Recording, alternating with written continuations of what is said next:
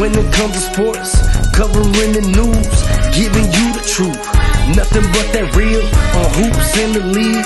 All things NFL, we don't miss a thing. Getting with the coverage, we loving it all day. Picking up the news, tell us wherever the ball lay. With the NFL, NBA, they box so.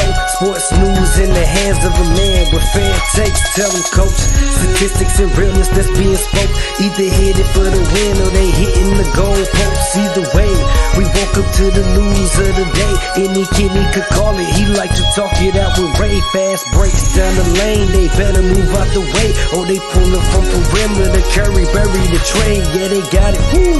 Duval with the hottest, Chris and Dev like the master, and mix it up like it's Logic being modest. They been looking for that real, trying to get it feel. Sports podcast, they running back on the real. That's a steal, yeah. They never sick, but they ill. Real sports talk going, deliver, signed and sealed. We bring that real talk when it comes to sports, covering the news, giving you the truth. Nothing but that real on hoops in the league. All things NFL, we don't miss a thing.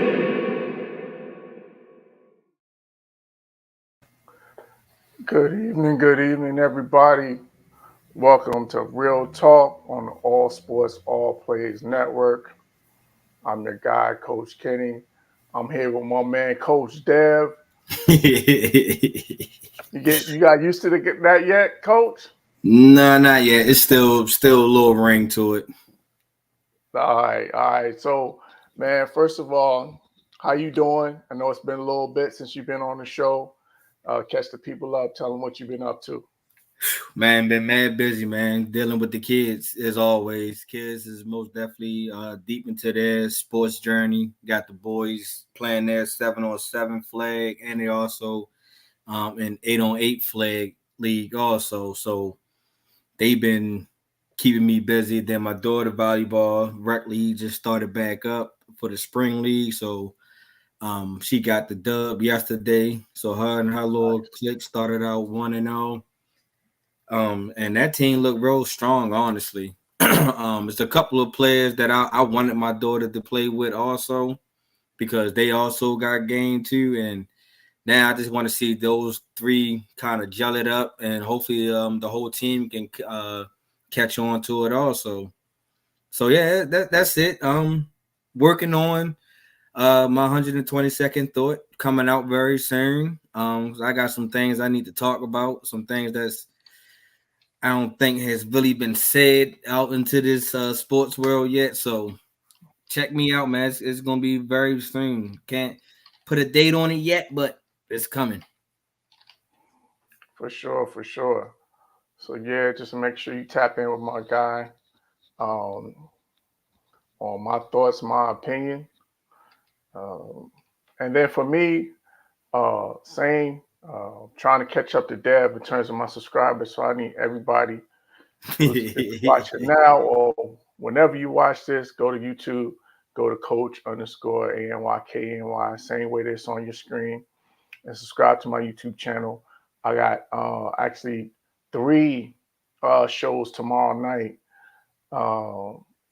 back to back. So it's going to be 6:30, 7:30, and 8:30 Eastern Standard Time tomorrow. 6:30 is Tim Clinton, who has a documentary out on YouTube by the name of Clinton. So he's going to come on and talk about that, as well as his book and his live recording that he's about to do. Then at 7:30, I got Corey Shipley, who has a song called Hold On. That's basically kind of swept the country and kind of just caught on fire. So choirs all over the country singing this song now. Ricky Dillard recorded this song. So he's going to come on and talk about that, as well as the work that he's doing. And then at 8:30, if you're a Tubi watcher, I got a director from Tubi, Monty. Man, his name always escapes me. Monty Wilson. Make sure I'm right. Yes, Monty Wilson. He will be on with me at 8:30. He has a new Tubi movie out called Hypno. So he's going to be on at 8:30 to talk about that. So yeah, man, we're just moving and shaking and putting out more content. And then on Wednesday, I'm going to be back on live to talk about the scholarship for my first wife, April Moore. We're doing a scholarship at Virginia Union in Richmond, Virginia, for creative students. So we're going to be, I'm going to come on live and talk about that, how you can apply, what the criteria is, and all of that good stuff. So that's going to be live on Wednesday at 7:30 p.m. I believe it is. So yeah, that's it, man. That's what we got going on. And of course, it's a whole bunch of other content on the All Sports All Plays Network. So make sure you tap in with everybody else and what they're doing. All right, enough for the preliminaries. Let's get to this real talk. So, Dev, over the weekend, starting on Thursday, we had the NFL draft. So I'm gonna let you go first, and then I'm gonna tell you to keep me under control. When I talk about my Cowboys, keep me keep me from going off, because I promised myself I'm gonna be emotionally detached. But every time I see some more shenanigans, it's making harder and harder. But anyway, talk about, as a Ravens fan, how'd you feel about your team's draft, and what did you like, and what perhaps if there's anything that you didn't like? Honestly, I think the Ravens did everything right in this draft. Honestly, they addressed damn near every need that we had, except for that. No, we addressed the edge rusher too. But most definitely our first round pick, Nate Wiggins, man. I really like the kid. The kid is a real. He has the size, he has the height, he has the weight, he has the physical stature that an outside corner really needs. And I think that that was the best move, because last year I wanted us to draft a corner before we drafted Zay Flowers. I was kind of protesting on drafting Joey Porter Jr. because I felt like he can fit our stature of what we bring on defense. But this year, I guess EDC must have heard what I said last year, and he went on to trust that corner position, because Marlon Humphrey he's still my guy. I think he's still a productive corner in this league, but he's also on the tail end of his career. You know what I mean? He got a little knick-knack injuries every year, and he's just not the young stud that he used to be. And the way Brandon Stevens had really emerged last year, only allowing just 2 touchdowns all year, it's best to go ahead and get this corner situation locked down on both sides. And drafting Nate Wiggins was the best option in my opinion. Because like I said, with all his stature that he brings, and he comes from a winning organization in Clemson, so that should really trying to translate to the Ravens organization. So I wish that we would have went out and drafted a little bit more offensive linemen, because I still feel like that's a need for us, especially that since we got rid of Morgan Moses on that right tackle. So that right tackle spot is open, that right guard is open, and also that left guard is also still open that we need to replace, because John Simpson also left us throughout the free agency too. So I still feel like the Ravens should have addressed them more in the offensive lineman. But what we had brought in, a quarterback, a wide receiver, another running back, all in the latest in the rounds of the draft, I felt like something that we need, something that we can address with later in the season. So I think the Ravens, and overall, I get the Ravens a B- in this draft. Like I said, it wasn't like no wows, especially after the first pick, but it was we also addressed our needs. All right, so you gave your team a B-. I'm gonna give my team a G, not even an F. Dang. I'm giving them a G. No, I'm joking. Because honestly, I don't. The only thing I'm aggravated about one is that we moved down when there was a center on the board at the time, and that's one of the positions of need. Now I get it; you did move down and pick an offensive tackle in the first round, so that was a position of need.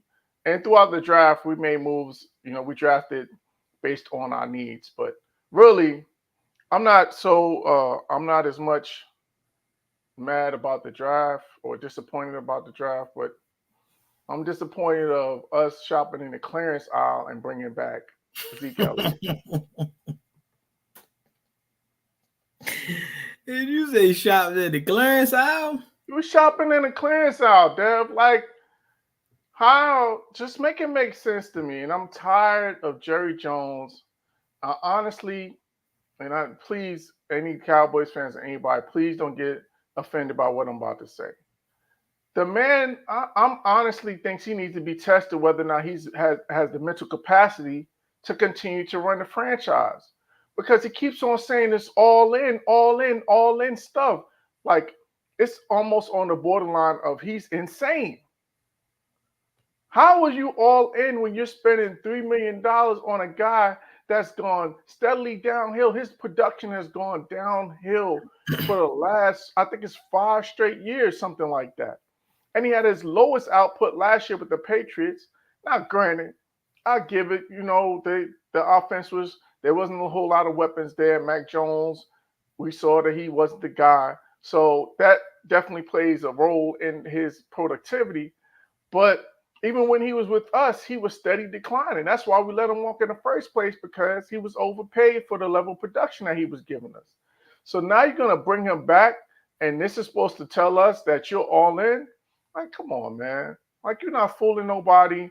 This is just clearly another reason why Jerry Jones needs to step down as GM, fire himself as GM, in the words of Skip Bayless, and bring somebody competent in to run the team.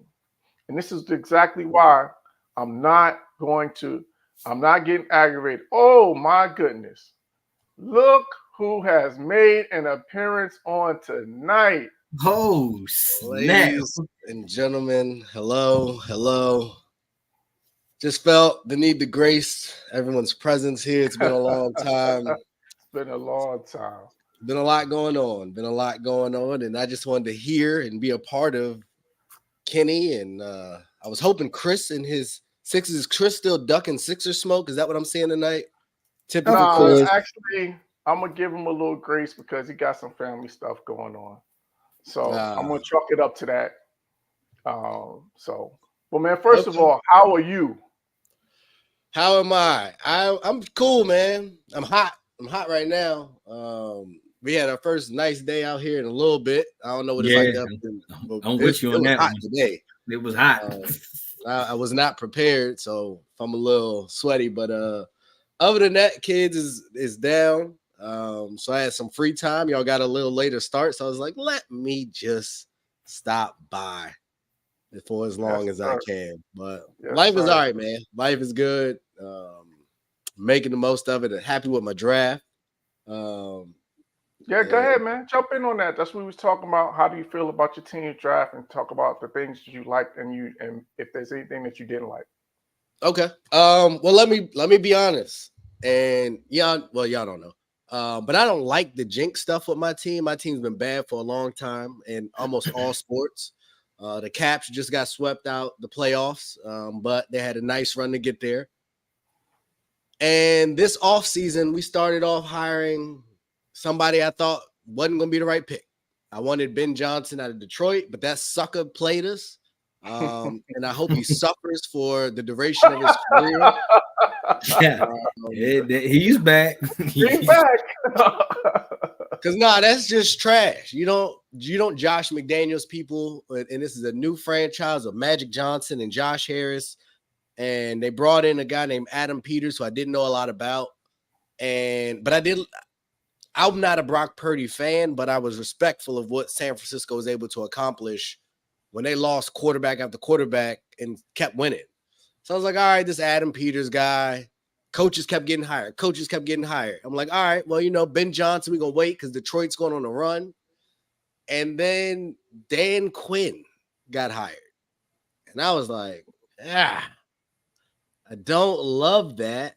But one of our biggest problems was our defense and our secondary.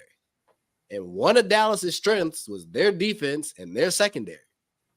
And then I just kept, hearing more and more reports about how much people like this guy. Michael Parsons had a very intriguing tweet that I will keep posted in my back pocket should he become available soon. You sure you and then- want him? Wow, you gotta relax. Now you getting ahead of yourself. But go ahead. You Listen. sure you want him now? He don't show up in the second part of the season.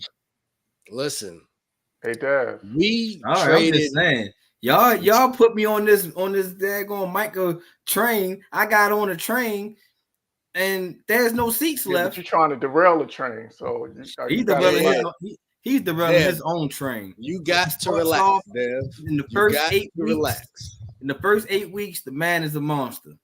When it start getting cold, Well,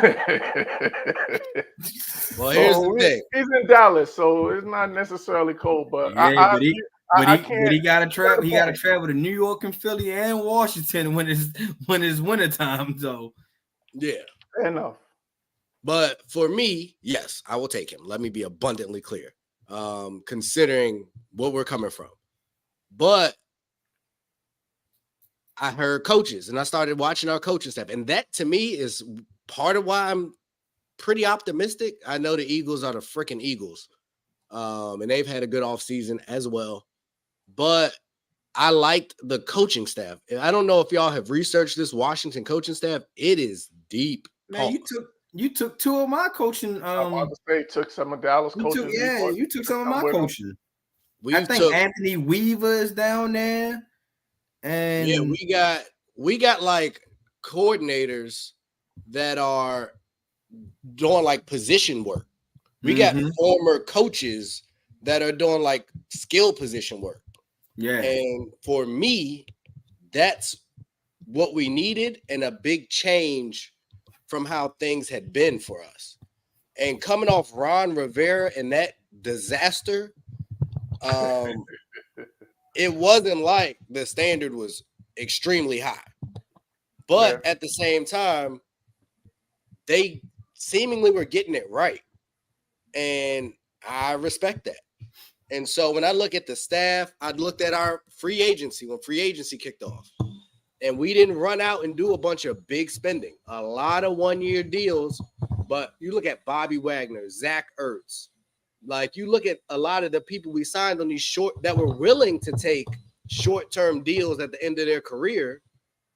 It's like, okay, well, maybe they know something I don't know.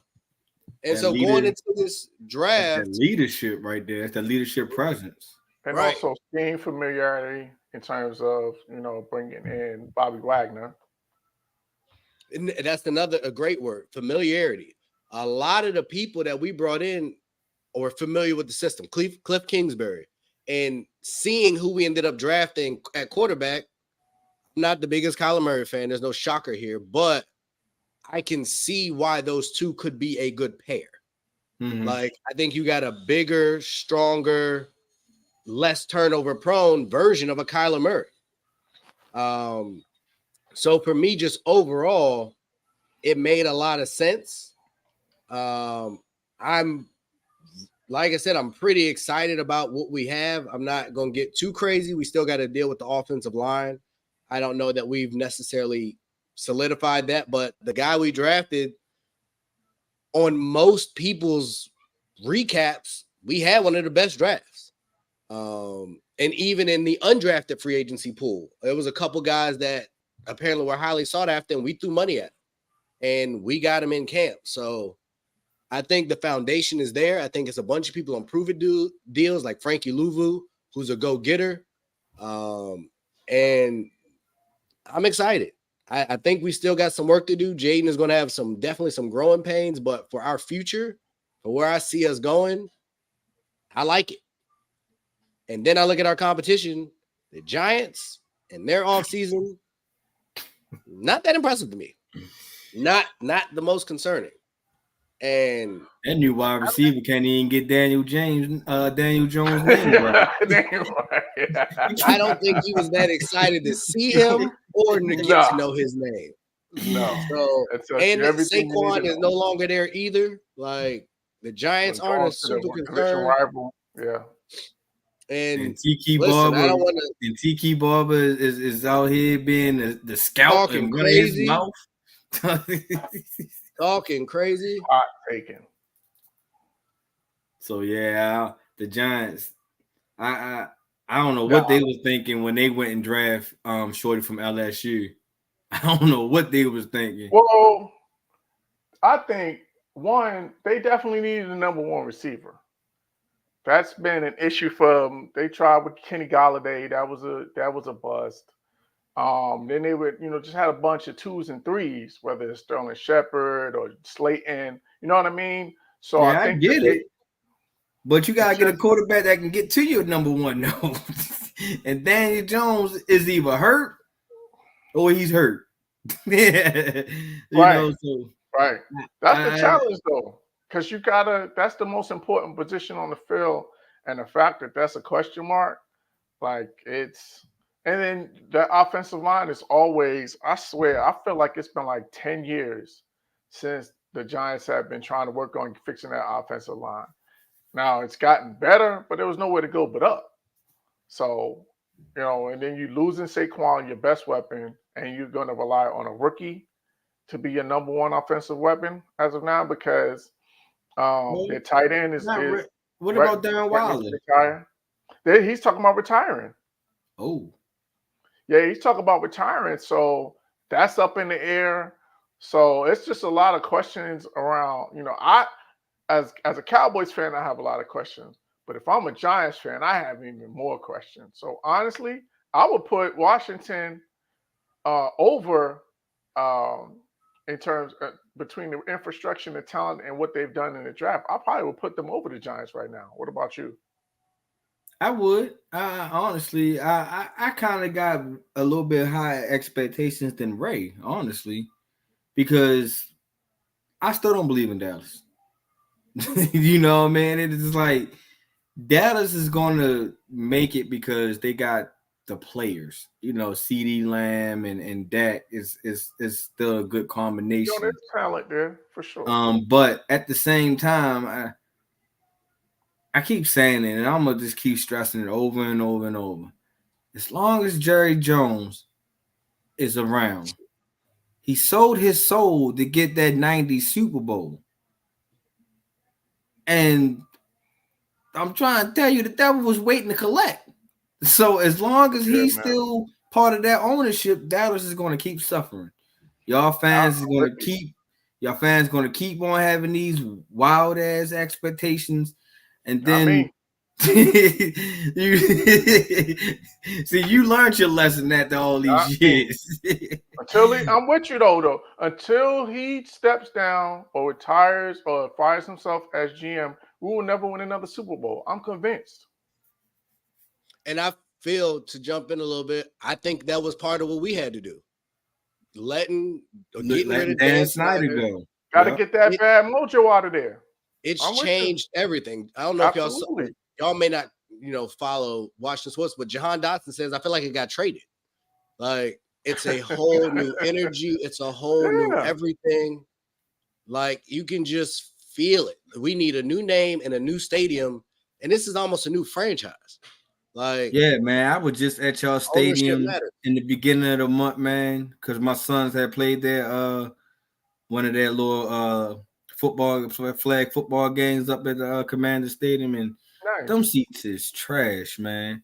Like, I don't see how people would sit next to somebody. If I bought a ticket, nobody can sit next to me. I'm sorry, it's nobody sitting next to me. Them seats was little. It's not a great experience. I'm not gonna lie to you. I was like, and I kept on turning myself like, how can I get comfortable in this chair, man? It's like, I feel like I'm in a high chair. Oh wow. But I guess that helps when it's cold. You got body heat, everybody next to each other, maybe. Maybe that was the thought process. No. And I even said for me, because I had boycotted. I had not been to the stadium in quite some time. And I said, you know what? I might reconsider. I'm definitely looking at getting me a Jaden Daniels jersey. There you go. Somebody gonna get a Commander's apparel? He's back. They got him back on board. They had to earn it. And so far, there's nothing for me to really be mad at. I like what we've done in free agency. I like the ownership group. I like the coaches that we've hired. There's nothing for me to really hate on. We got it right. If we would have picked Drake May, guess who would have never stepped foot in that stadium? Probably. And I was just sitting here praying. No, I wasn't. But when Caleb Williams went first, cool. We didn't trade up. We didn't mess it up trying to go get him because I'm not a Caleb Williams fan. But boy, they put a lot around him. And if I'm Justin Fields, I am pissed. This is an understatement. That is an understatement. You telling me that I've been here for 3 years and the best you can get me was DJ Moore. And that was 2 years in. That's what I'm saying. That's the best that, you know what I mean? That's the best you can do. You didn't shipped out Roquan Smith. You didn't shipped out I forgot the running back name. You didn't shipped out all these people. And you didn't just gave me DJ Moore as a return and expect me to win the NFC North. No way. I'd have been pissed too. Nah, but like I think Justin Fields did right. Leave with your head held high. That's right. Absolutely. You know what I mean? Because for me, for you to lost trust that you didn't even want to keep me as a backup. You figured that Caleb Williams was going to play 1 and 2. That I couldn't compete with Caleb Williams.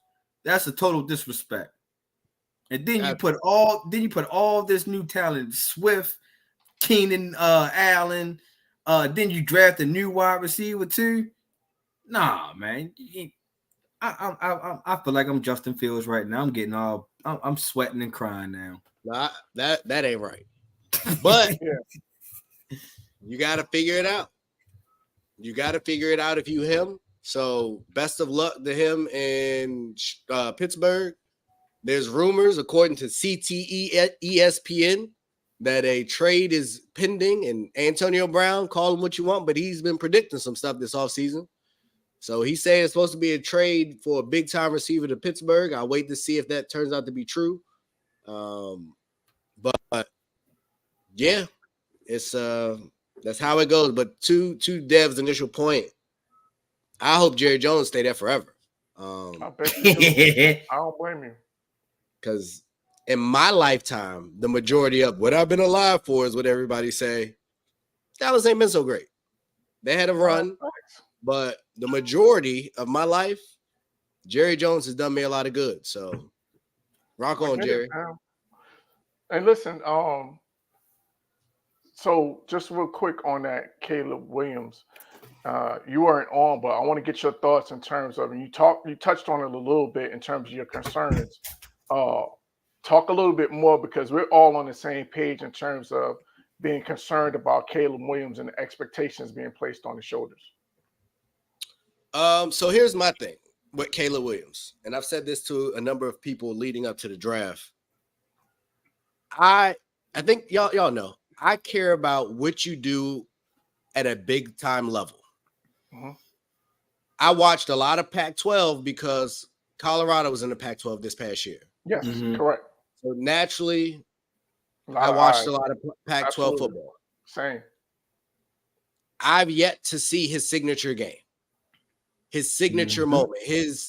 Not that you need to be Vince Young against USC, but I watched Joe Burrow in college. I watched CJ Stroud in college. I've watched quarterbacks take lesser teams, even to a certain extent. Cam Newton.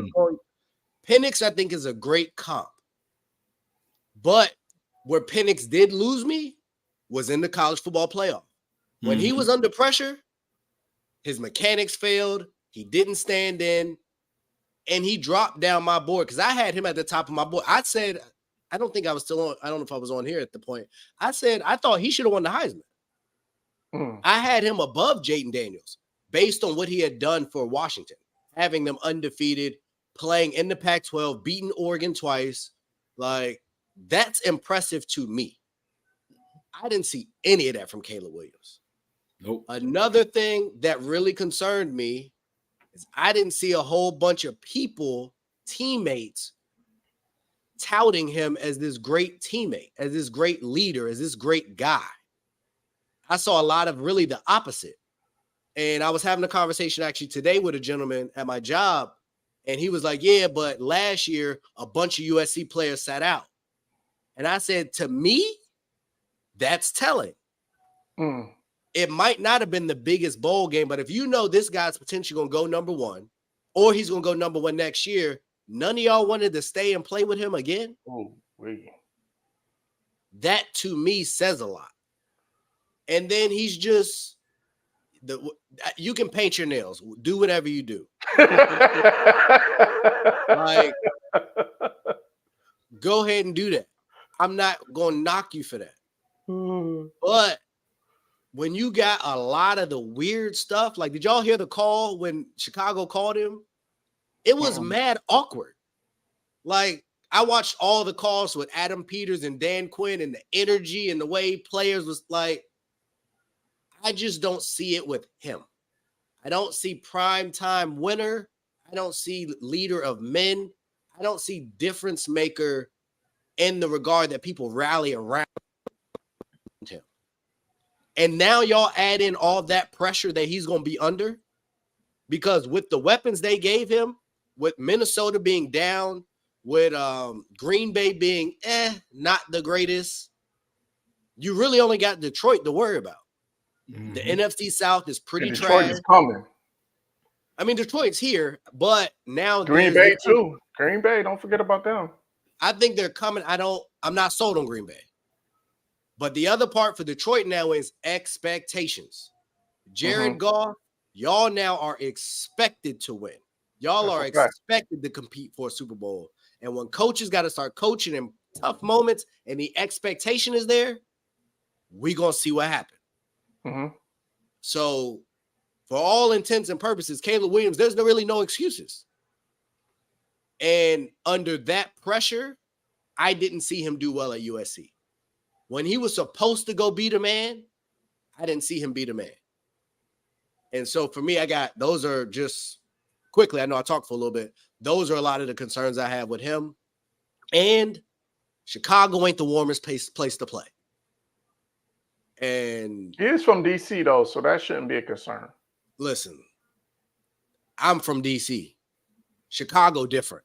That water, that's a big fact. Off that water, late in the year, when the majority of your games gonna be played, they ain't built a new indoor stadium yet. You're gonna be outside. So we ain't had snow in DC, not real snow, really in my kids' life. Like, they haven't really had a good snow that they could experience. Chicago is not like that. They still Chicago. So we'll see. But he has a lot of diva on him for me. And I wish him the best. Pretty sure he's a black man. So I always support black men. But yeah. I think we got the best quarterback in this draft. Well, we're pretty much all on the same page. I think it's the mental and what you're talking on, whether you want to call it diva or you want to call it mental toughness, whatever the case may be. I alluded to the fact that, this guy was crying in his mother's arms after a game. Like, can you imagine what's going to happen in Chicago? Like, after a bad game, how they're going to destroy him in terms of between talk radio and then not destroy him. That's probably a strong term, but he'll get some feedback and get some flack. He's going to get ripped. I can tell you you know what I'm saying? Because that's a tough market. Chicagoans are tough. So you got to be mentally tough to be able to handle that environment. So that's just my concern. So, I mean, we're all on the same page with that. So it just remains to be seen. And again, we all wish him well. We always want to see a black man do well, especially in the quarterback position. So he has everything at his disposal now. The ball is in his court, and he's got to get it done. Yeah. See, I got a clip out that says that extra baggage. That's what I call him, and I think that's what he's going to be. Extra baggage, like Ray kind of hit on the nose on it. All his off the field antics. You know what I mean? A lot of people, when they don't understand it, they label you as misunderstood. And they not going to understand Caleb, his personality off the top. And they ain't going to really try to worry about his personality at first. They're going to worry about, can you win? Can you win more games than Justin Fields? If you can't win more games than Justin Fields, why did we draft you? Absolutely. And as soon as he, should he start to struggle, that's going to be the first narrative that comes out is that did we make a mistake in getting rid of Justin Fields? And so that he's going to have to deal with that. I still think they still made a mistake. Like I said, that should have been a quarterback competition. No, I wouldn't even done a quarterback competition. I would have just either traded down or just created. You could have made those same deals. You put Justin Fields with Keenan Allen, DJ Moore, Cole Kmet, like DeAndre Swift there too. DeAndre Swift. You got all of the weapons at your disposal that he never had. He never had this full complement of offensive weapons during his time in Chicago. And I try to tell Mike Hughes because Mike Hughes is all, gassed up and geeked up about Caleb Williams. And I was like, yo, man, you got to calm down because you was excited the same way about Justin Fields and you saw how that turned out. So, with, to whom much is given, much is required. So this is what he's going to have to handle and have to deal with. So we touched on Michael Penix Jr. a little bit. And we saw that he went to – we saw him go to Atlanta. And so for me, it was puzzling. To me, it didn't make a whole lot of sense. I want to get you guys' opinion. Ray, did you like the pick? Do you think it makes sense, or are you good with it? What's your thoughts on it? So the guy at my job, he's an Falcons fan. So okay, initially my goal was to troll. Like, y'all are idiots. Like this. And the funny part is, as a Washington fan, Kirk Cousins was on the opposite side of this a decade ago, or however long ago it was. But we traded up to get the number 2 pick, and then we drafted a quarterback in the 4th round. And I'm like, what are we doing? They're not even similar skill sets. And so now, on the joke side, this was stupid. The main reason I think it was stupid is because I don't think you needed to draft him at 8. I think he would have been available later. You could have traded back into the 1st round, similar to I think the Ravens did that to get Lamar Jackson. Or maybe they was just at the end of the 1st round. I'm not sure. But maybe you trade back in if you see it going too crazy. But where I'm baffled with the decision is, if the thought process is we're not confident Kirk Cousins will be ready to start the year and we need a quarterback, okay, I kind of can live with that. To my knowledge, they still have Taylor Heineke on the roster. They just got rid of Desmond Ridder. I think Heineke's still there. And they signed Kirk Cousins. Yeah, I'll get to Kirk in a minute. Who can get you through a couple games if your concern was that Kirk ain't going to be ready. If that's not your concern, what the heck are you doing? You drafted a left-handed quarterback. Kirk Cousins right-handed.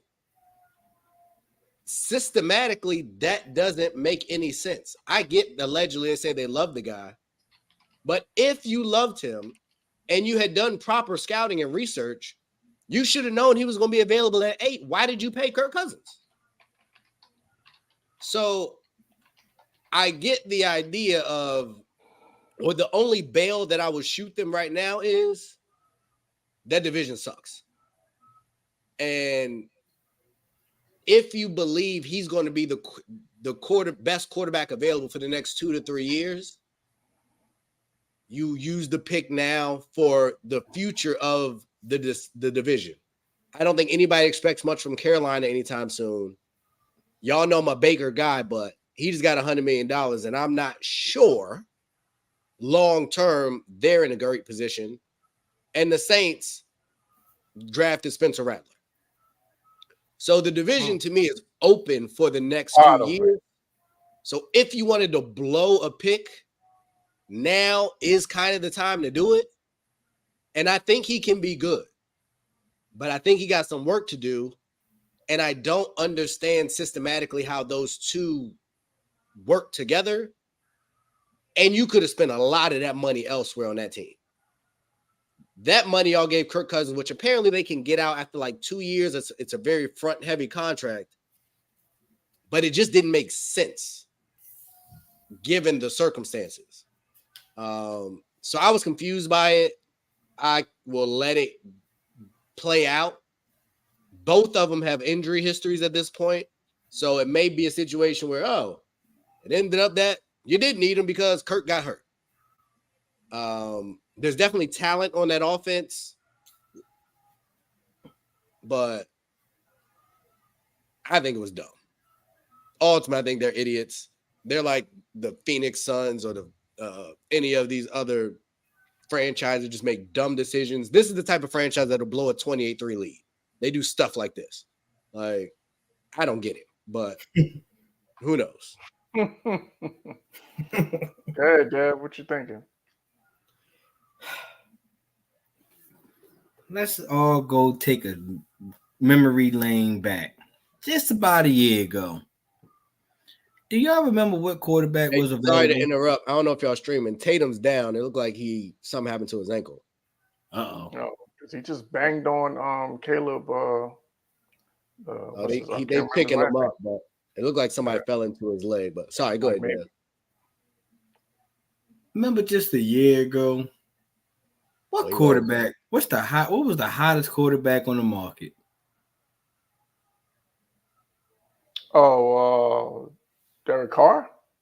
Mm-mm. Oh, Lamar. Yes, Lamar. Yes, Lamar. Oh, yeah, you're right. He was on the market. Atlanta was one of the teams that was like, You're right. Should we go after Lamar? Should we pay this $200 and some odd $1 million contract? They said, nah, Desmond Ridder is our guy. We can't do that. Then the year later, they go out here and sign Kirk Cousins to this big contract. I said, Atlanta, I don't know where you're going at with this one. You could have had a better quarterback, just $20 million more, but you decided to go with Kirk Cousins. Then the draft came along. Once everything was going in order, it was like, boom, all right, Caleb Williams, boom, Jaden Daniels, boom, Drake May, boom. I was like, all right, draft is going in order. Then Atlanta was like, let me shake the dice real quick. Let's shake it up real quick.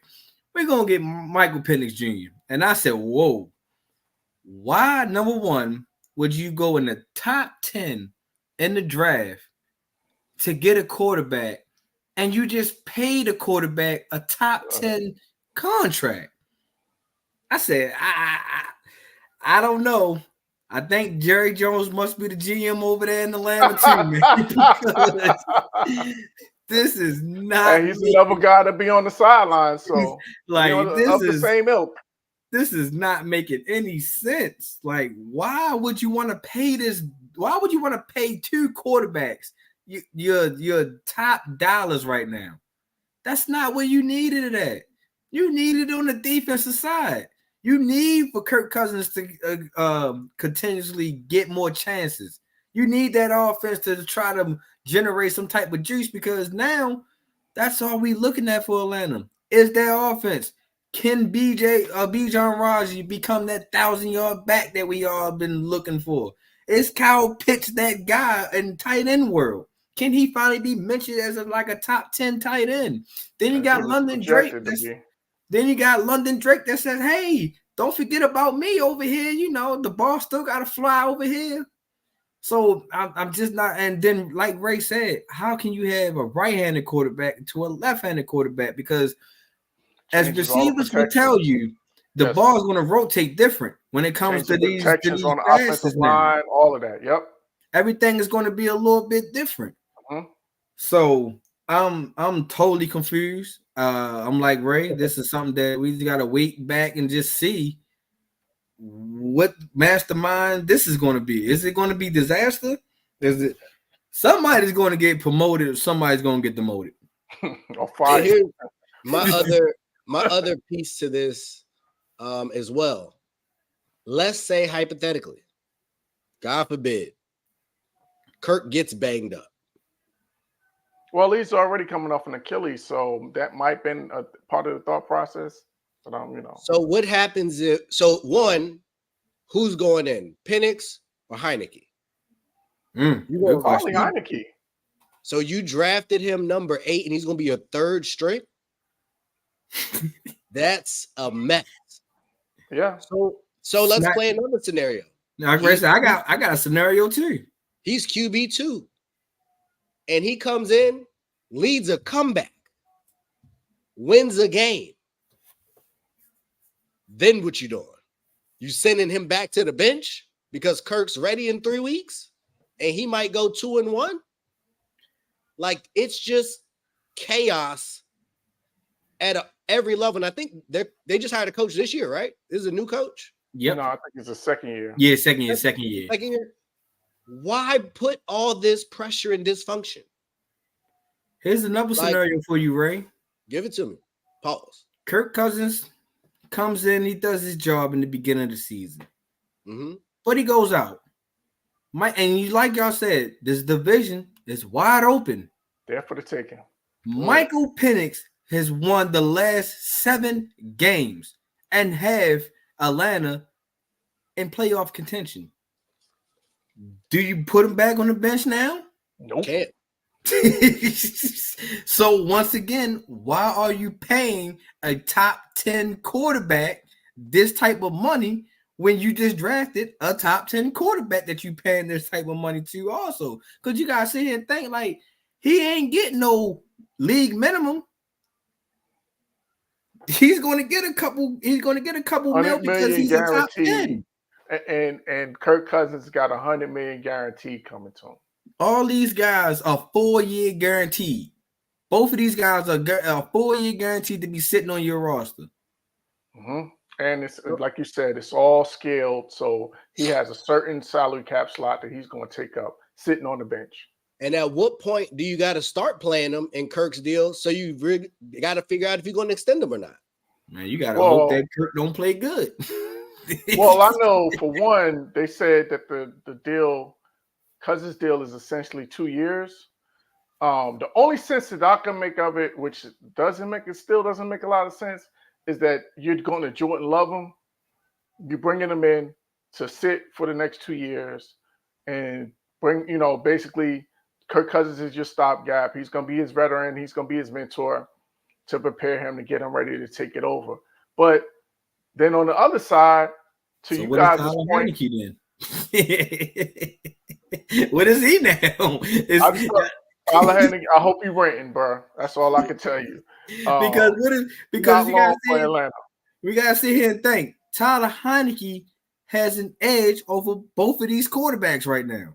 He knows the system from last year. He does. So what I mean? Kirk Cousins, like I said, yes, he's been in the league long enough to know that how to read plays and run a system. I totally get it, but number one, like I said, we don't know the timetable. Kirk Cousins coming back, right? So you're not gonna want to just throw Penix Jr. out there to the wolves and be like, figure it out until Kirk get back. And here's the other problem you've created. Bijan gonna want to get paid. Drake London need to get paid, and Kyle Pitts need to get paid. In the next 2 to 3 years. The first one up. Man, it's going to be Kyle Pitts first. Pitts or is it Drake London? Drake London right after him, and then Bijan right after him. Year. Yeah. Back to back. And then you'll have to make a decision on probably Penix's 5th-year option by then. Yeah. So, that's too much money. That is way at those positions. You still got defenders you got to pay. And you know who's going to lose this? You know who's going to lose this battle? Bijan. Because we already know that certain running backs, we already know the running back value goes out of the game anyway. So he's going to be the that's loser. what you need with a young quarterback. A good running back. You do. Yeah, and Kirk Cousins, quiet as kept, he needs a good running back because he needs that balance because he was already immobile as it is. He's going to be even more immobile now. He's coming off an Achilles injury. So, like, at first, I was kind of, when they brought in Cousins, and let's salute his agent, the GOAT. No, I got a question about that, but I'll let you go ahead, Kenny. Oh, yeah, I'll be quick. So, when he first brought him in, my thinking was that you got a young core in terms of your skill position guys. You want a veteran to guide the ship, so to speak. So it kind of made sense in that, in that capacity. But now, man, now if you're bringing this young guy in, you might as well let them all grow together. So it's just crazy on all the sides. That's why I said, if you was going to do all this spending money on quarterbacks, you should have just went on here and signed Lamar. 100. I think in hindsight, every team picked he won the MVP, right? Yes. So any team that didn't pick him up, like they all look dumb. But my question, Kenny, was to that point. You mentioned Kirk Cousins, his agent's the GOAT. So I wanted to ask, biggest finesser of the three. Let me give y'all three names. Let me know who was the biggest finesser. Hey, long Danny agent in this conversation. No. I'm going Kirk Cousins, Gordon Hayward, or Chandler Parsons. Chandler Parsons. Oh, Chandler Parsons. Chandler Parsons. Okay. Yes. Right. By far. With the My man got. It ain't like he got one big contract. My man got two. So, and with an honorable mention to Brett Favre for finessing the state of Mississippi. Oh God, and that just went away somehow. But right. But you're not Chandler Parsons because he that was hands didn't even down, complete a full season after he got that money. I don't think he had one complete season after he got that money. Oh, let me add one more name to the list, and this is probably future, and this hurts my heart to do this. I got to add Bradley Beal to this conversation. Oh man, we're gonna get still to that. Chandler Parsons. Yeah, we're gonna get to him in a second.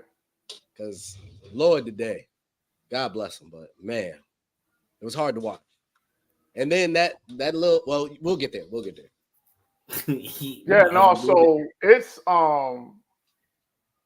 gonna be crazy. It's gonna be a lot of interesting storylines as we go into training camp, and then you got to see what the fallout is in terms of guys, salary cap, not salary cap, but training camp cuts and guys that wound up, not making rosters and was, that secondary market after the free agency period. So it's a lot of, we're going to have a lot of stuff to talk about even in the summertime. So we got to stay tuned for that. So we're going to transition to the NBA right on the other side of this quick break.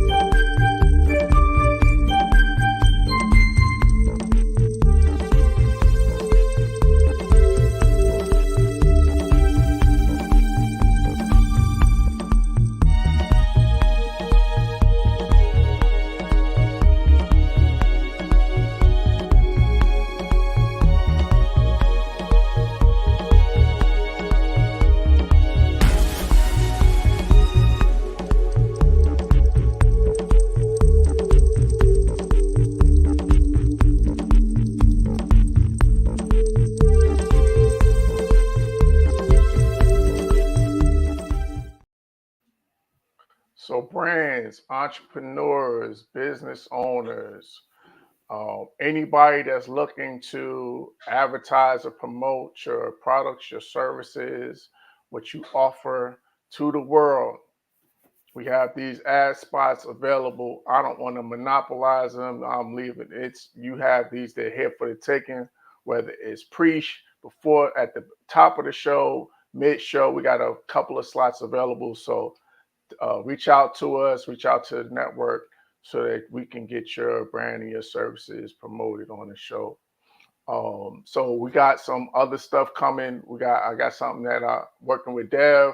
So if you're a podcaster and you need some intro music, you need a jingle for your content, get at me, get at my team. We'll definitely get you right. And the intro that you hear for this show is something that we did. And we did something for Dev that we trying to get the finishing touches on. Me and Dev got to get together so we could get the cadence right for his hook, but it's almost there. So yes, tap in with us, man. Tap in with us so we can bring your creative content to life. All right, so now let's switch gears. Let's go to NBA. We got a couple of games that's in progress right now. Boston looks like they're going to go ahead and put Miami on the on the 8 count, on the standing 8 count, put them on the ropes to go up 3-1. And we also at halftime the OKC game. I think that's a 2-point game at halftime, I believe, or the third quarter is about to start. So listen, let me 43 Thunder. Okay, thank you. So that's a tight game. So let me ask y'all this. We talked about Bradley Beal, so let's just stay there. Who is the biggest reason for the actually, I'm gonna give you three options. A, B, or C. Who are the biggest reasons or culprit for the Phoenix collapse? A, Frank Vogel, B, Bradley Beal, or C, Anthony Edwards? Where y'all start with you? So I think my answer is going to kind of contradict the premise of the question because you use the word collapse. I don't really see it as a collapse. Well, I shouldn't say that's probably a poor choice of words. Right. So if you take Anthony Edwards away from the equation, then I can answer different. But that is the answer for me. And I think what's lost here now, and this is what I like about sports, what I hate about sports. Now there's a million reports about dysfunction. The owner is too involved. He don't know what he's doing. Frank Vogel's not going to make it to Wednesday. Always a fallout. Yep. I don't like that. The same thing with now they're talking about draft coverage here. Just quickly to go back to NFL. Oh yeah, Drake May was never in consideration. It was only between McCarthy and Daniels. Well, then there's no integrity in some of y'all reporting because there was a whole bunch of y'all reporting this stuff. And in the Phoenix situation, there was a whole bunch of stuff y'all refused to report. I don't like that. But under that premise that I thought the roster was always poorly constructed, the idea that you were going to make either Bradley Beal or Devin Booker the point guard is just faulty. And it's in what it is. There wasn't enough bench. They filled it out with bums. It was just a bunch of retreads. So I think they were destined to fail really from the beginning. However, the reason they got swept has a lot to do with Anthony Edwards, but an honorable mention is Karl Anthony Towns. And Anthony Edwards said that in his postgame. If you would stop fouling, we could have got rid of them much easier.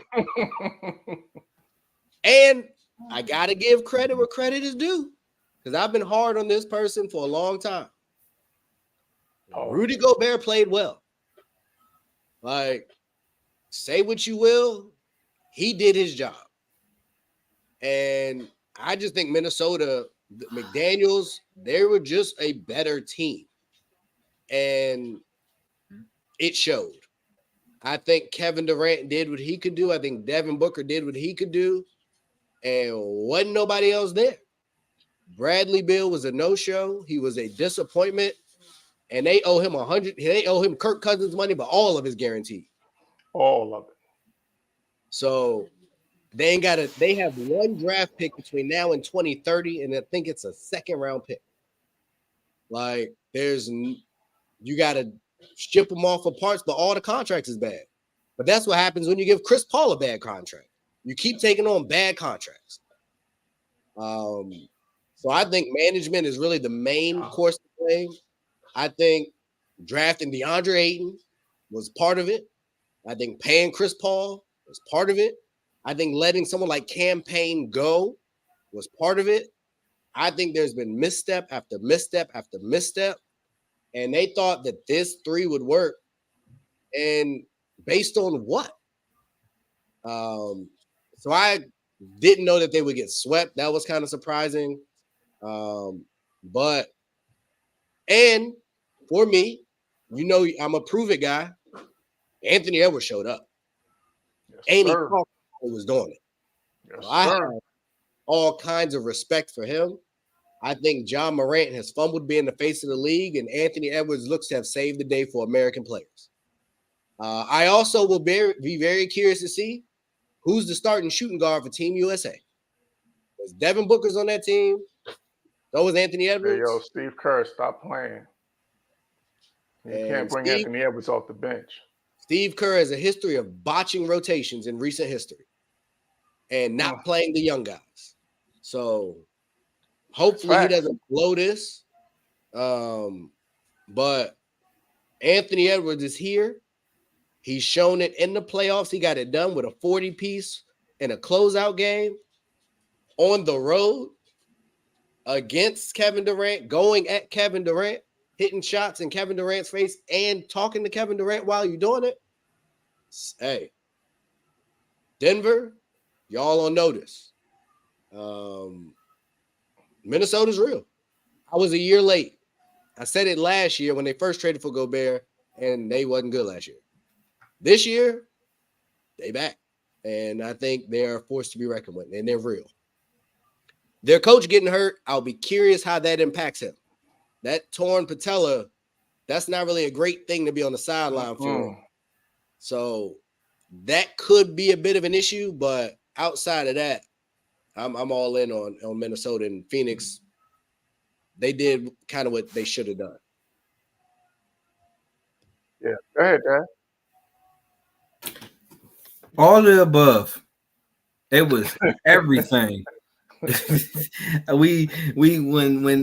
when Bradley Beal got traded, and we all kept saying, who's gonna be point guard? Who's gonna be point guard? Who's gonna do this? Who's gonna take the back seat? Who's gonna be the fall guy? We had all these questions. No, everybody just swept them questions underneath the rug. It was like they are 3 stars, they'll figure it out. I said, no, let me tell you, from a Laker fan, we had Frank Vogel. Frank Vogel is only as good as his assistant coaches. If he doesn't have the big name assistant coaches, Frank Vogel is not good. Frank Vogel will always give you one good season. He gave you one good season in Indiana.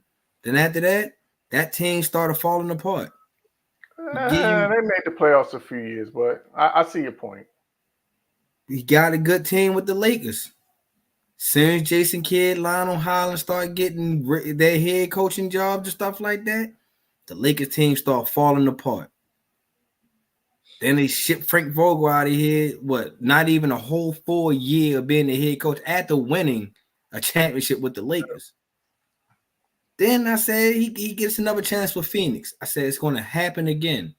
If you don't give him a good coaching staff, Phoenix is going to have trouble. Phoenix has been having trouble. Don't get me wrong, I'm a Devin Booker fan. But his shot selections is not always the best shot selections. This man can give you 30 points, but he also putting up 30 shots. So now you forcing KD to play backseat, who's your efficient scorer. You can kind of see that KD wasn't comfortable with being the third option. You can just see it. You know what I mean? The game wasn't fluid. And then you can kind of see that when one of those 3 has the ball, the other 2 are standing in the corners, ain't moving. There was no backdoor screens. There was no screen. There was no trying to make mismatch options and stuff like that. I'm still going to say it. I don't care how old KD is. There's no big man that should be able to stay in front of KD. There's no big man. This man can do pull-up jumper. He can hit you with the one dribble and take his long 2 strides. KD can score. It's over. It's no way that he should be playing third row. It's no way. That goes with coaching right there. If you sit there, that he proved it doesn't matter where he go at. KD still an efficient scorer. To make him play third and have Devin Booker put up 30 points for 30 shots, that's not going to work. You know what I mean? Don't get me wrong. I don't want to take the aggressiveness away from Devin Booker because that's how he got his name. Was showing that I am a value shooter. I can put up shots. I've been putting Phoenix on the map by myself before Chris Paul and Ayton and all the rest of these guys got here. But at the same time, he doesn't – I feel like sometimes his IQ is just a little selfish. He's just all in for himself. And then you got Bradley Beal, who's in and out the lineup all year long. You know what I mean? It's like you can't depend on a person that's in and out the lineup all year long. These 3 would never have chemistry. Wasn't that the same chemistry? Wasn't that the same problem with Brooklyn? Oh, James Harden, Kyrie, and KD didn't play it much, so they ain't got no chemistry. So you just can't throw this three out there. So what people expect what it was going to happen in Phoenix. We all sat there and say somebody's going to get injured. It's not going to be a whole even 70 games that you're going to get three of these stars together. And then you go up against a team with the Minnesota Timberwolves who are hungry. I'm pretty sure they all heard that Rudy Gobert stuff. Because like Ray said, Rudy Gobert turned his game. It wasn't a complete 360, him dominating as the best big man in the league. Ain't never going to be that. But the thing about it was Rudy Gobert was able to make sure that he was making an impact and he was valuable. You know what I mean? He had a couple Shaq and a fool moments, but I guarantee, but majority of those, it wasn't a lot of those. Rudy Gobert was make sure that he said, I know my role. Protect the paint, grab rebounds, and score when it's real easy for me. Did y'all see this? Mm-mm. Dude, that says penis. Yo, man. The Atlanta Falcons, dog. Apparently there was an error graphic design. Oh my gosh. That was supposed to be Phoenix? Yeah. Oh my gosh. Somebody gotta get fired. Yeah, I'm about to say we about to turn into late night. But Go ahead. But the Suns, man, they was already designed and destined to fail. And like I said, Minnesota was at first I thought it was a fluke for them being up in number one or even the top three all year. I was like, there's no way, man. There's something going on. But like y'all said, man, Anthony Edwards, he's that guy. Him. He is that guy. And the That way that Shorty got dunked, Shorty got he got everything in his bag. You can clearly see that he went and worked out this whole entire offseason. That block on Devin Booker dunk attempt. He's all in. The dunk on KD. No, that's why my first said was the dunk, and then he had the block in the same game. Man, Anthony Edwards is all in. Just imagine him playing with KG. You know what I mean? If he was up in that era during that time, man, yeah, that would be a scary duo. Two dogs. That was still a different West, though. Still a different West. Still different West, but even with that team still made the playoffs with Marbury and KG. You know what I mean? So King of the first round. You put him in place of Sprewell because that was an aging. Oh yeah. They might have made the NBA Finals that year. Yeah, they did go to the conference finals. So I really think that Minnesota is putting the league on notice. I could clearly say that OKC and Denver has to be worried. You know what I mean? Especially them putting out that big three, that top heavy big three. You know what I mean? This was a big three that was supposed to be like a guaranteed 90 points. You know, so shouts out to Minnesota, man. They is looking a little scary. Like I said, I didn't expect them to sweep Phoenix. I thought it was going to be, come down to maybe a close game 6 going to maybe a game 7, maybe. But like I said, man, Frank Vogel, wherever he goes, it's not always good, for a full ride with him being there. So it was all of the above for me for Phoenix while they had it down end of the year. Okay. Yeah, I'm kind of with you in terms of all of the above, but for a couple of different reasons. The only thing with Frank Vogel, if defense is your calling card, that's supposed to be the strength of your team, and it wasn't. So that's one. That's probably why he's on the hot seat, because we talked about this before, during the NFL season. That was Ray's thing with Rivera. So that's the reason why, he's having these questions about his job security. But I gotta take some issue with James Jones, because I think he tried to replicate the Miami Heat situation with their big three, but their difference is that LeBron is a point forward. LeBron can facilitate offense. LeBron can be your floor general. All three of these guys are scorers. So asking one of them to be your floor general, or not even be your floor general, but be your facilitator, that was a recipe recipe for disaster. So I I could have think seen Bradley been the facilitator, but that like I is a said, scorer. he just wasn't available to Yeah, even but try to. that too. So that contributed to the lack of chemistry, I believe. But to me, all those guys are shooters and scorers at the end of the Mm-hmm. day. I'm So with you asking now. them to be something that they haven't been their entire career in one season, that was a stretch.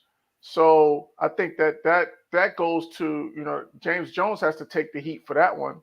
And then I don't think he had any choice in terms of the bench and the rest of the roster because that was the whole thing LeBron was talking about, which was an excuse I'm not buying. But the fact of the matter is once you have those guys taking up that much of your salary cap, then you have to fill the back end of the roster with minimum salary guys and guys that that need another opportunity. Credit to Grayson Allen, who's a local guy who took advantage of his opportunity and made himself a whole lot of money. But I think But that he there was was a like the cheaper version of Beal and Booker. Like he was a great right again, right. It's the same type of guy. but Same type of guy where you need somebody that's going to be able to penetrate. To your point about getting rid of campaign, he could have been a guy that could have helped you in terms of facilitating offense, being a guy that can get into the paint and get guys open looks. So I think James Jones has to take a hit because you hired Frank Vogel, one, and then two, you built this roster. So for me, James Jones is more of a culprit than Frank Vogel, in my opinion, because he hired the coach and he built the roster. So to me, that's more so on him. And then bringing in Brad Beal, who has had his injury issues throughout his in his last couple of years. So that was already a chance that you were taking and a risk that you were taking. So you got to take the hit for that. But then the last thing is that there's a changing of the guard. I remember you think back when the Dream Team where Michael Jordan, I don't know if you guys ever saw the Dream Team documentary, the original Dream Team documentary, where Larry Bird was like, or Michael Jordan said it's a new sheriff in town. That's what Ant-Man was saying to KD. He's like, hey man, you had your time, but I'm here and I ain't going nowhere. And so credit to them. I picked them to win the series like you, Dev. I thought that they were winning 6 games. I definitely didn't see them sweeping these guys. And so this is bad for Phoenix. And then they have nothing. I thought Yo, James Mike's holding you, Bray. Yeah, chill out, Mike. You got your own issues. You got to make sure Caleb Williams don't start crying in his mother's arms after he throws his first interception. So you need to calm down. Remember, the Chicago Bulls did nothing. Yeah, that is true. And they're not going to do anything. No, yeah. I did see that. I saw that too, but we good over here. I agree. We good over here. I don't think that I don't necessarily. I like our chemistry. I think we made enough moves. If we're going to do anything, I think you upgrade on the front line. See, now you hating. Don't get mad at me because we're calling out your team. But Kenny, there's a bit of a logjam in Phoenix. If they need draft picks, right? So if they were able to take on Julius Randle, maybe you move Precious over. I like Precious though. No, I'm not saying trade him. I'm saying put him. Who's the other guy y'all got? Not Precious. OG. Either one of them, and you can somehow manage to get Devin Booker to play alongside off the ball with Jalen Brunson. You don't want to mess with that? Say that one more time. What's the package? Devin Booker be your 2. Josh Hart can be your 3 or bring him off the bench. Yes. You got OG. You got Precious. Mike can even go get another power forward. For Julius Randle? If you trade Julius Randle to Phoenix for Booker, and you got to add some extra to that. But if you can get Booker, both max guys, so it may not necessarily. I'm talking in value. I'm not trading Devin Booker straight up for Julius Randle. You got to add some draft picks, and Phoenix gonna want something they ain't got none. Gotcha. You not entertaining that? I would entertain it. Over here. I'm gonna entertain it. I just like the fact that the chemistry, the way it is right now, and the way that these guys are playing, the way that they're playing for each other, and the way that they're sharing the ball. I just like the chemistry right now. And then to be able to integrate Julius Randle back into that situation, I'm not sure if I would do that. I would think about it for sure. I'm just not sure if I would do that. Plus, the draft capital that we have, I like that I like to keep that as well, to keep on building the back end of the roster, because we did lose quickly.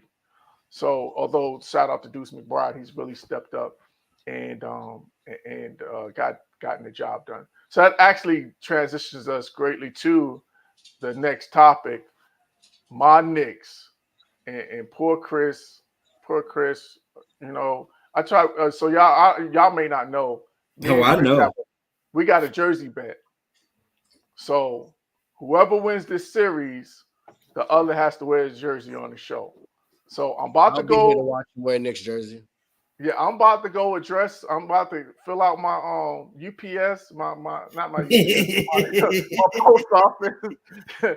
I'm about to start filling it out because I think this series is over. I think we close it out at MSG on tomorrow night, and MSG's in Philly and in New York. That's a fact, and that's what I actually want to touch on. If you are Joel Embiid, are you okay? Yes, but are you demanding a trade after this season? I'll go to you, Dev.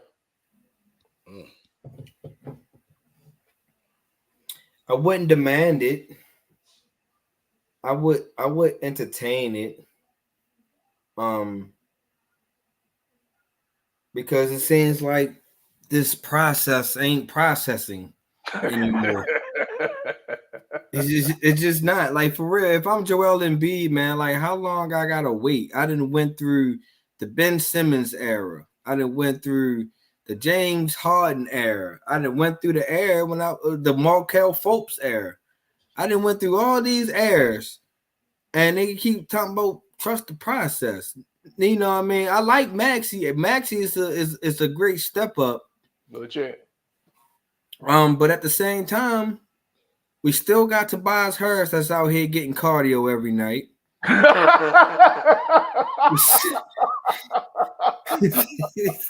We got Nicholas Batum saving our season. It's like, where we going at with this? It's like, where does this process really start processing into us, really? You know what I mean? Right, Mike? We had the Jimmy Butler era.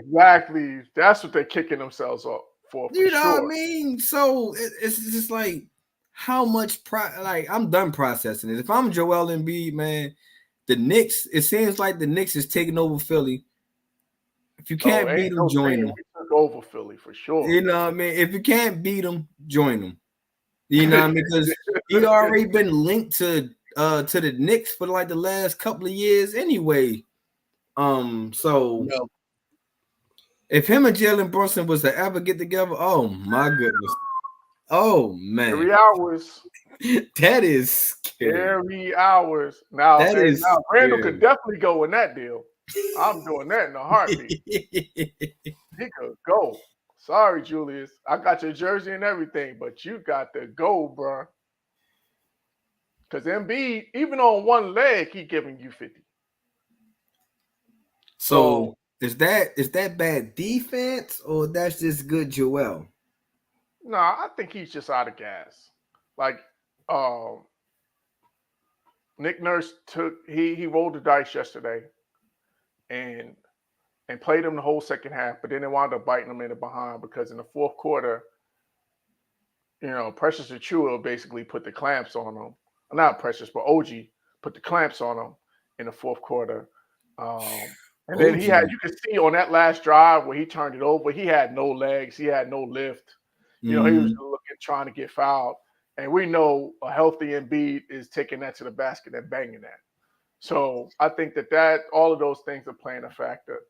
And then the last thing is, like, you gotta Tobias Harris, and I'm a New York guy. You from New York, like, bro, it's over for you in Philly. Like, they are so done with you. And now there's no way, in any way, shape, or form, you let him walk or a sign and trade. Like, you keep that, you preserve that cap space, or you do a sign and trade. There's no way in any circumstance that you bring him back, because Dev, you said it, man. He's just taking up space. Like, he just drifts and he just goes in and out in terms of his engagement and his presence on the court. It's just possessions and minutes at a time where you like, is this guy even out there? And it's just hard to watch. So I'm totally with you there. You know what's funny? I was watching Tobias Harris. One of the commentators, Tobias Harris, had got it done. It was like, whoa, Tobias Harris scored his first point. And then it was just like, after that, I was like, why are they so excited that man scoring his first point? Like, it's Tobias Harris. But, yeah, I'm that guy right there. You know, that's another finesse that we should have put into that category with Parsons. Because this guy made a lot of money and never made any. He actually was healthy. He played. You know, he was him, though. He didn't underperform to me. Tobias Harris has been Tobias Harris. Tobias Harris making all this money and never made an all-star appearance. You can't make it because all-star appearance. He didn't rob them. He was him. They picked him. That to me is different. And I listen, y'all. I let y'all go, but listen. No, go ahead. I hear what y'all saying. I do. But this to me is, and let me be clear. I'm not saying these are the same type of player. But at a certain point, when you're going to elevate the talent around you, we killing Tobias Harris. We killing all these other people. Points though, Ray. That's my point. That ain't, there's been a comparison for the last 4 or 5 years about the difference between who's better, Joker or Embiid. The players around Joker maximizing. Michael Porter Jr. was on his way out the league because he couldn't get his back right. He's thriving now. Jamal Murray coming back from the ACL. Is that more because of Joker's skill set that he elevates his players? Exactly. Nah, it's more because his brothers was gambling, so he's the only family member left with money. I hope he got some money because some boys look like they about to get locked up. There is no excuse for Philly to have lost the first 2 games of this series with Joel Embiid. That's on Joel Embiid, and it's been that way for years in the playoffs with these Philadelphia 76ers. At some point, the same way people want to keep trying to kill Kevin Durant, it's time for us to look at Joel Embiid. And you can say it's his health. You can say he gave you 50 points. That's always the problem, is his health. Whatever you want to take accountability for that too. I'm with you. Into that, to me, Doc's gone. You got a coach now. Ben Simmons gone. Markelle Fultz gone. Put a pin on that Doc thing because I want to touch on that. But go ahead. You got Tyrese Maxey now, the most improved player in the league, and you about to go out 4-1. And you got the audacity to be mad at your fans for not wanting to come watch y'all bums play? That's why I said the process ain't processing no more. The process has burned the hair to the root. You didn't wash it out. You should have been washed it. And listen, let me be clear. Mike Hughes is talking a whole lot of bunch of trash down there.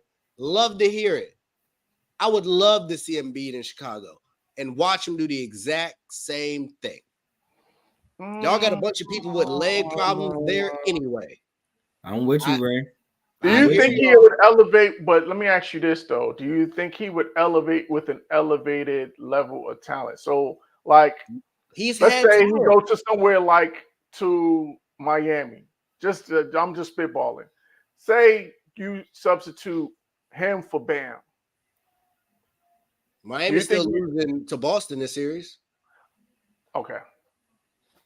Probably because Boston is deeper, especially with Butler not being. But when I got an MVP candidate, it shouldn't be that simple. When I have a generational talent, it should not be that simple. And to Damn, me, his game, for whatever reason, similar to Kevin Durant, doesn't translate to winning. It can be efficient. It can be emphatic. It can be consistent. It doesn't translate to playoff. Well, Pope hurt. KCP limping. He hurt. And that to me is a problem. It is. But I think also. Oh no, go ahead. Finish. No, it's kind of the same. It's just like I've seen it. I've seen this movie happen too much. And the biggest problem for me is I've yet to see him point the finger at himself.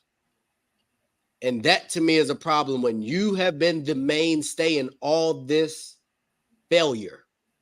Because every year, they haven't got to a Eastern Conference Finals, have they? He ain't got out the second round. Yes, they did. They did when Toronto played Toronto. That was the second round.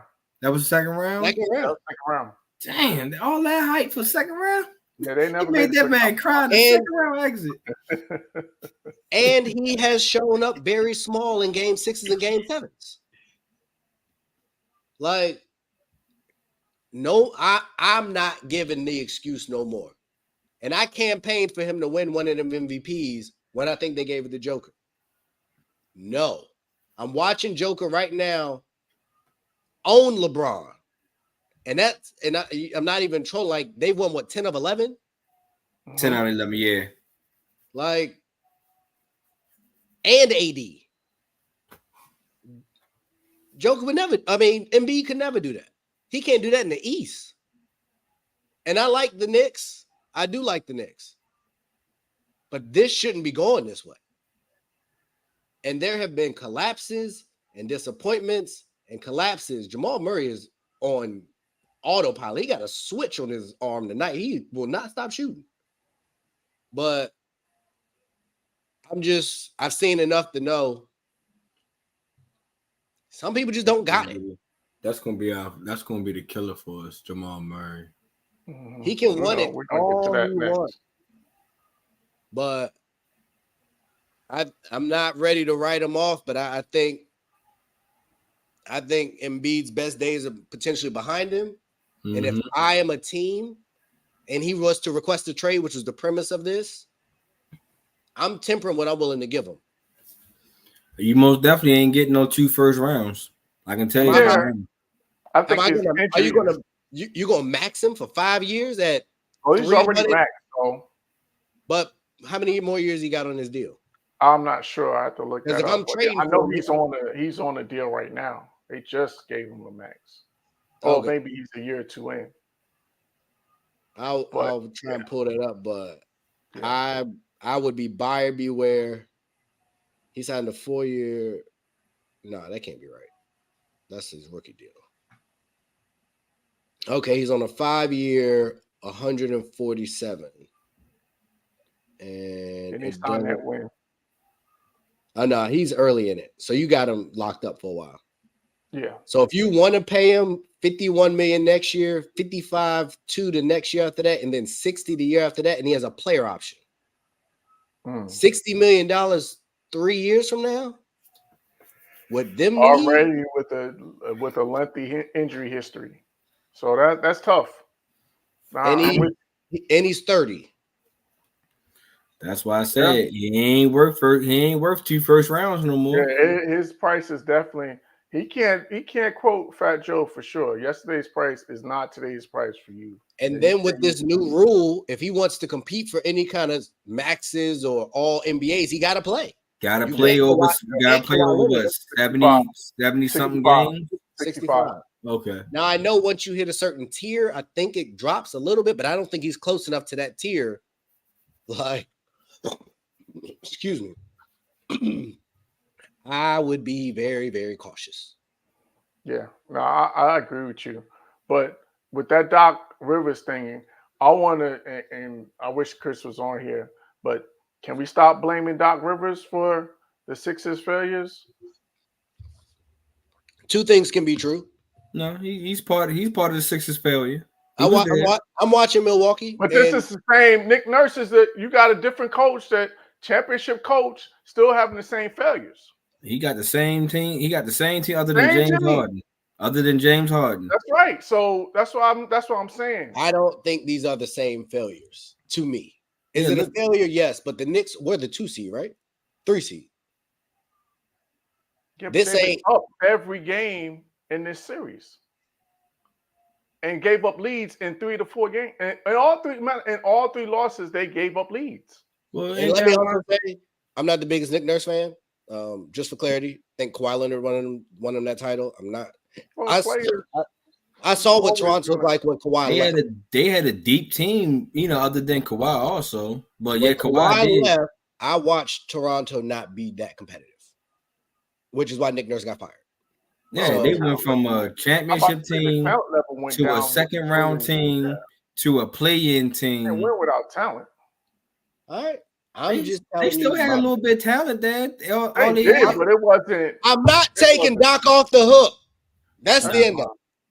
I ain't taking Doc off the hook.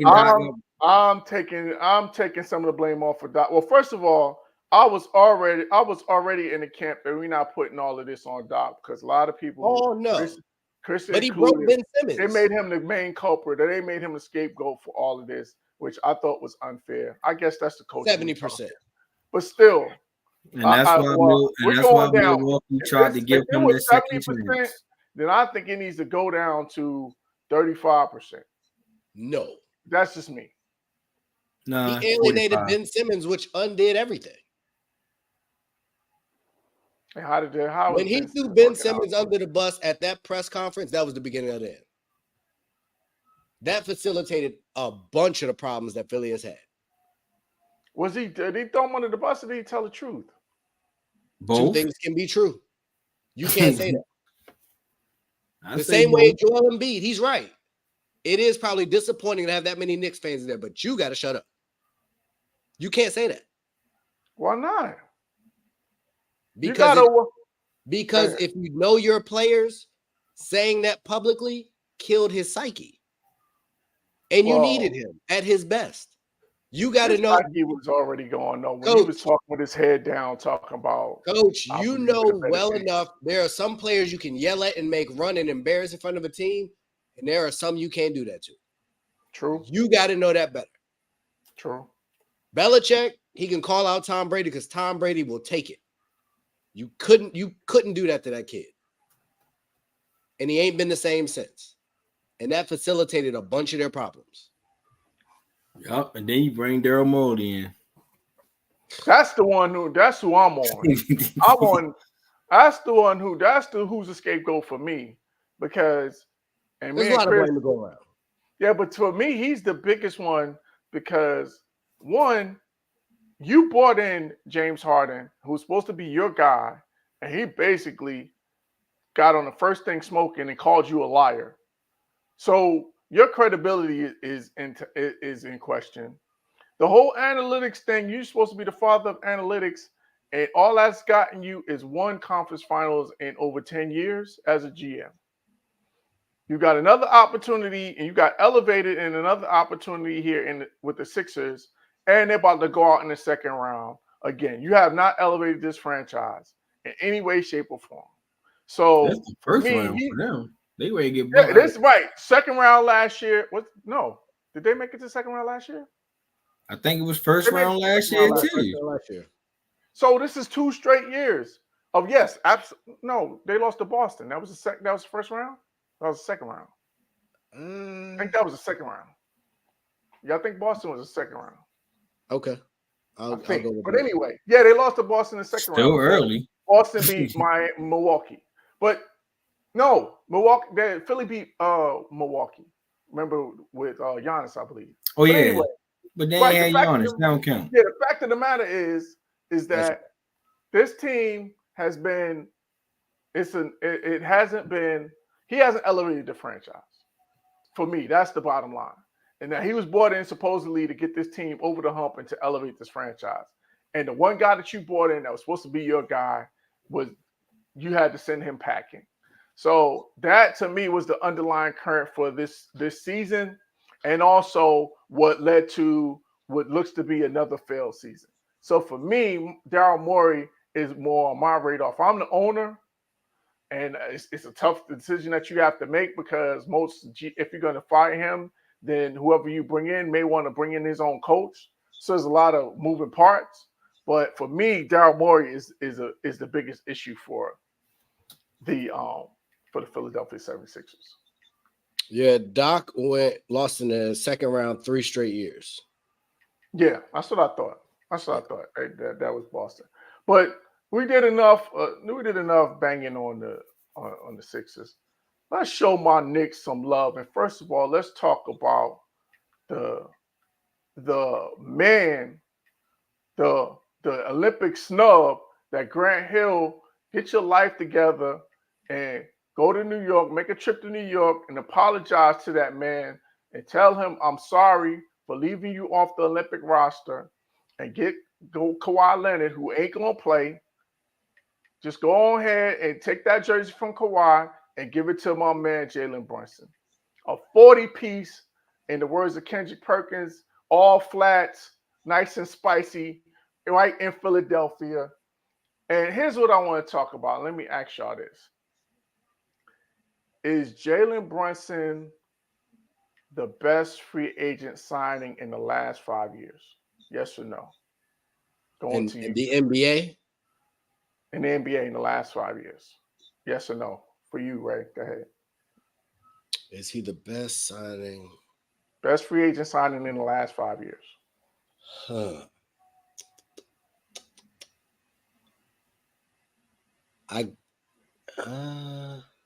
That was a trade. Yeah, because you got Kawhi. I thought Kawhi.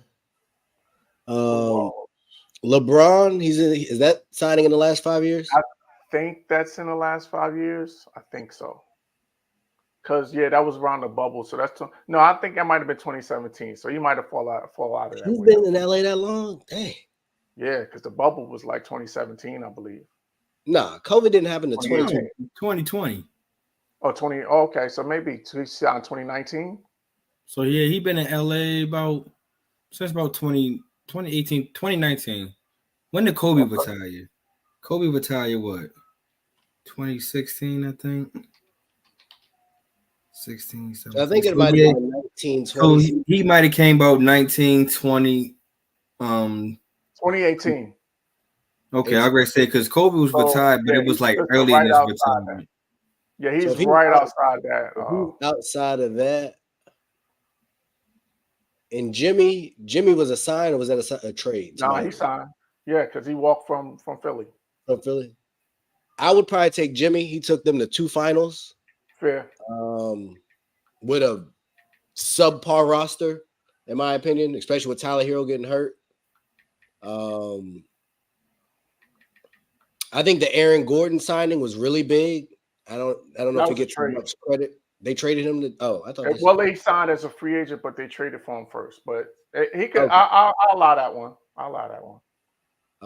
What he has brought to this team, I think, is what helped them get over the hump, as well as obviously the maturation of the rest of the roster.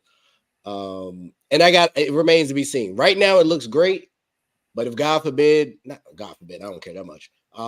If the Knicks just so happen to lose in the next round, I think it would temper this. But right now, and games 1 and 2, he did not look that great. He was pretty inefficient, didn't shoot one. Mm-hmm. But last game, last 2 games, he's been cooking. They played 4 games. The last 2, cooking.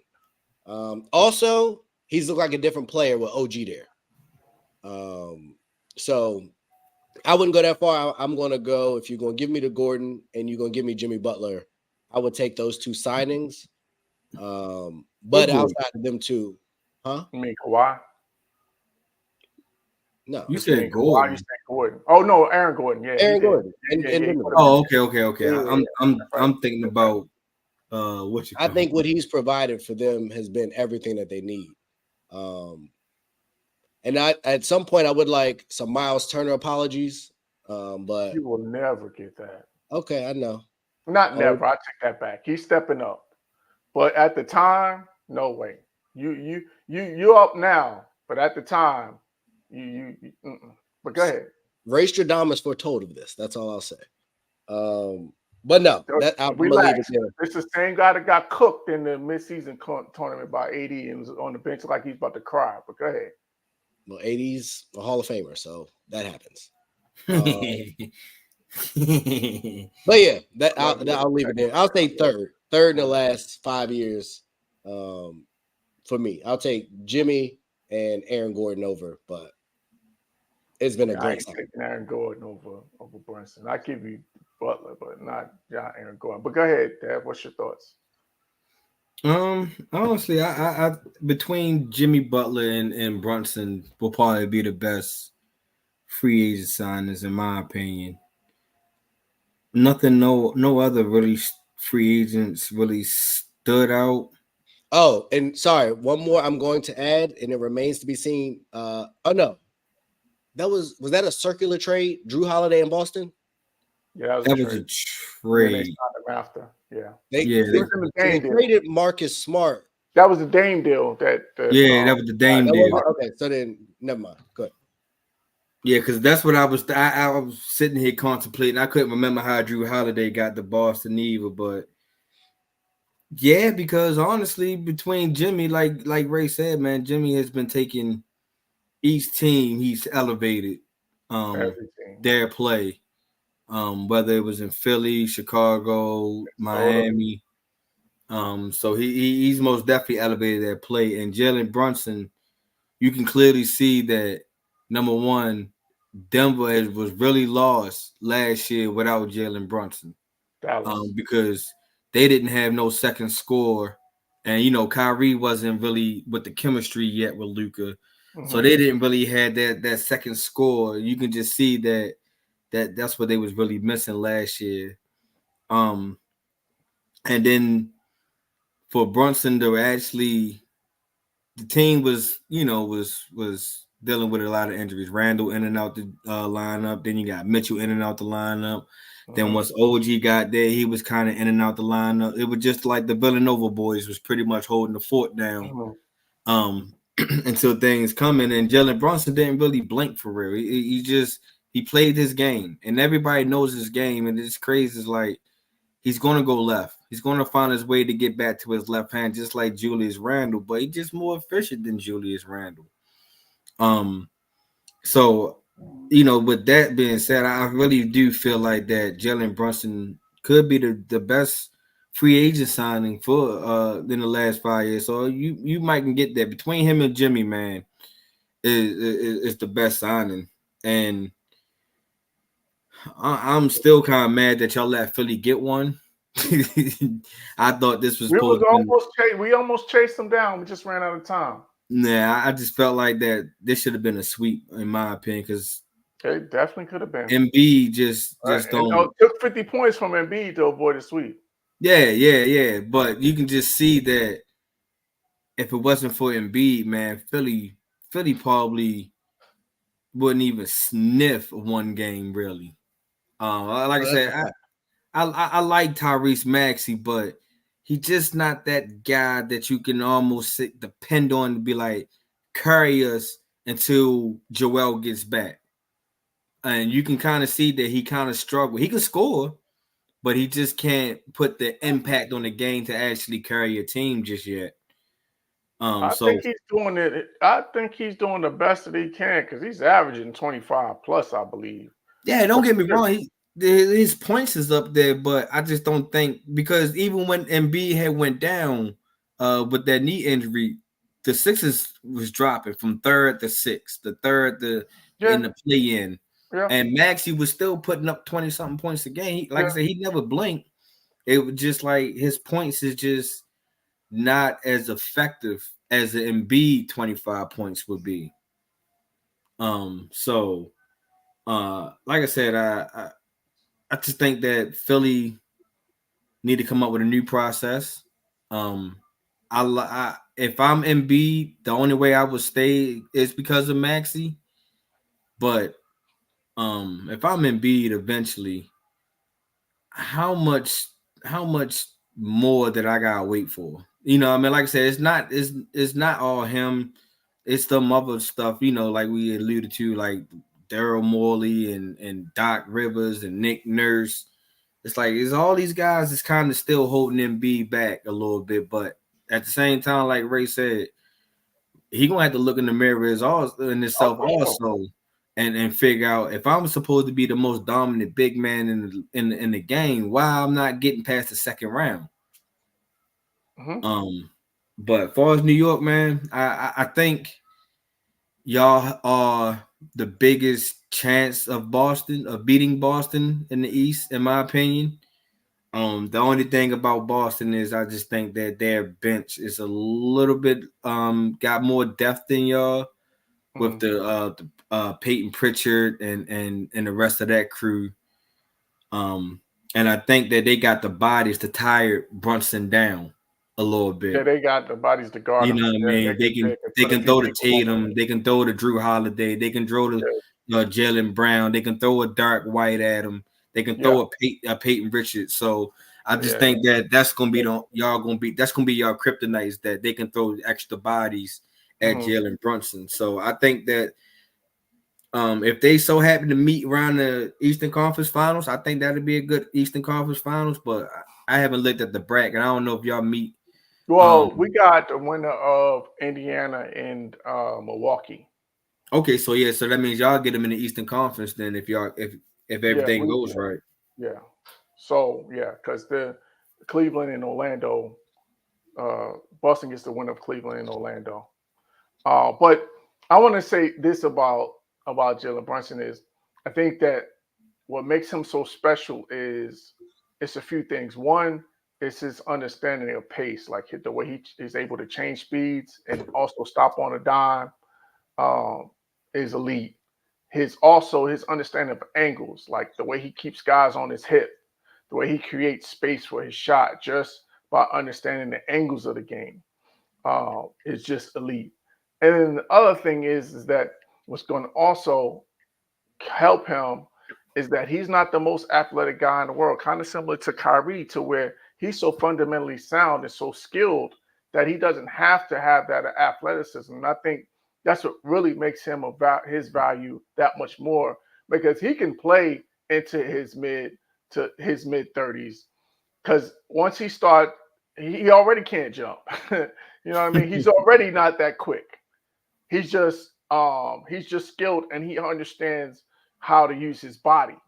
That's the biggest thing. Like, he understands how to use his body. He knows how to create space, and he knows how to, just manipulate the court.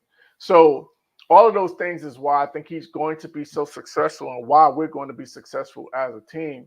And I think the biggest thing, man, is we're just outworking them. Like that one possession in the fourth quarter, I think it was like 6 or 7. We had like 6 or 7 shots at the rim, and this is down the stretch. And, I tell my kids, it's 3 things that you control: your effort, your energy, and your attitude. And that, you just saw the energy, and you just saw the energy that we had as a team.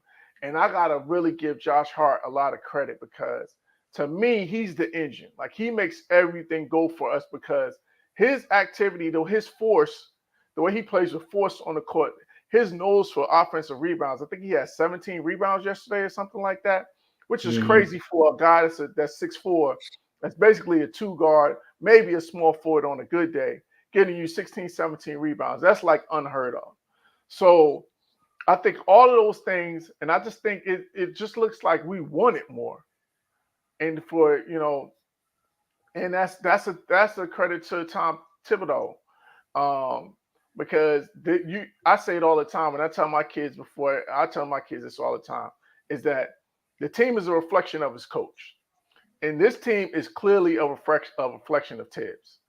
We defend, we play hard, we hustle, and we scrap.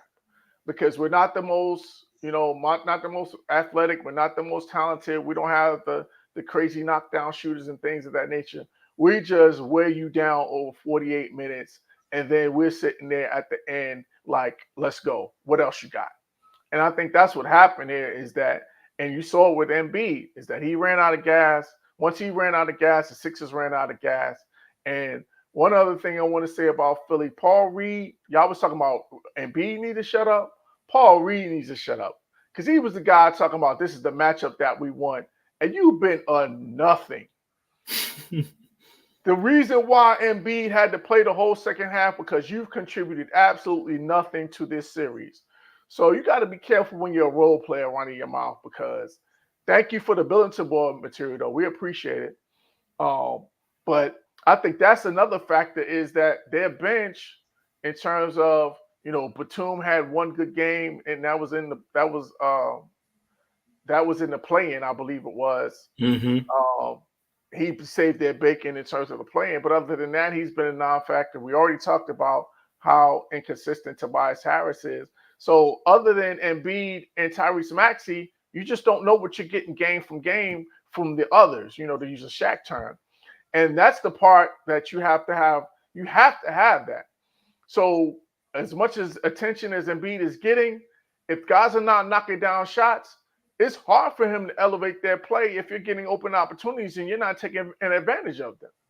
So I just think that there's a lot of problems, a lot of issues in Philly that are going to have to be addressed. And I just like that. I like our swag. I like our confidence.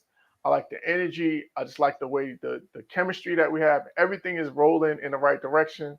So I just want to see us go ahead and put Philly out of that misery tomorrow. So that way I can put my jersey in the mail this weekend so that Chris has it in time for either Monday or Thursday's show.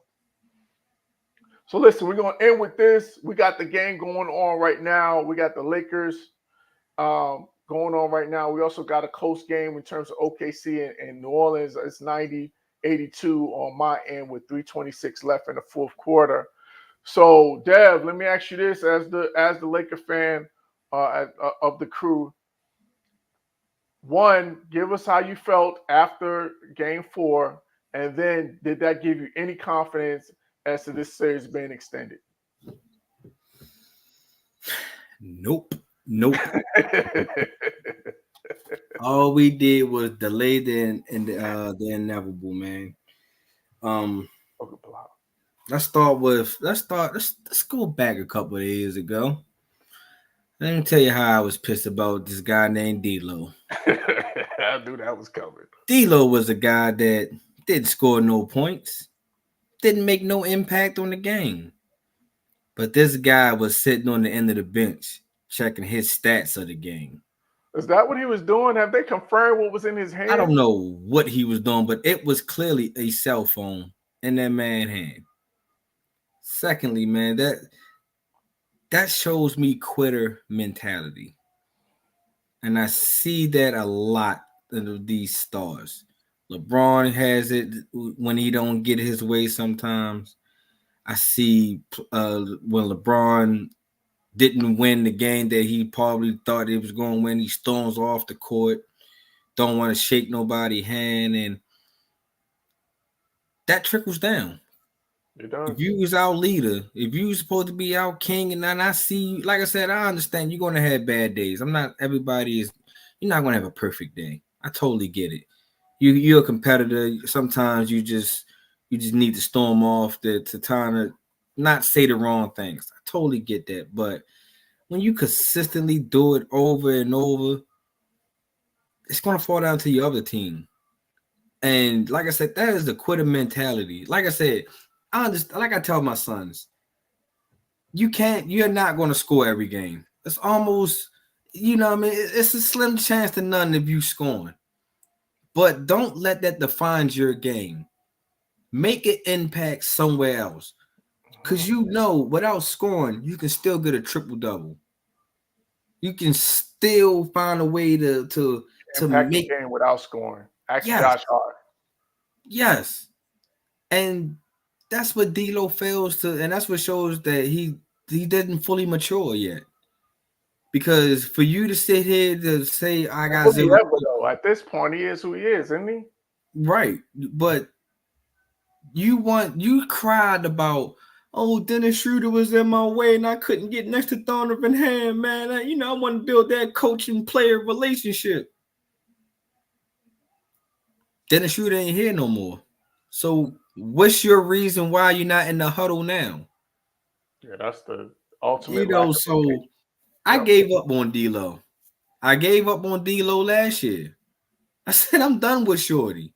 There's no way that you can be this such of a score. Don't get me wrong. I'm not, like I said, you're not going to drop 30 every game. We clearly see that. But you can't just give us 0 points, then out of nowhere you score 37. Then you go back down to 2. And then now you scoring 45. And then you ain't scoring for the next 4 games. No. That's not why we gave you that 2-year contract. Number one, I think the Lakers only gave him that contract because they realized that them and Dennis Schroeder business was over with. It was no reconciling that one. And 2, like I said, he showed up a little bit last year in the playoffs, and it was like, all right, you can kind of give him a contract. We see his potential. But I'm done with D'Lo.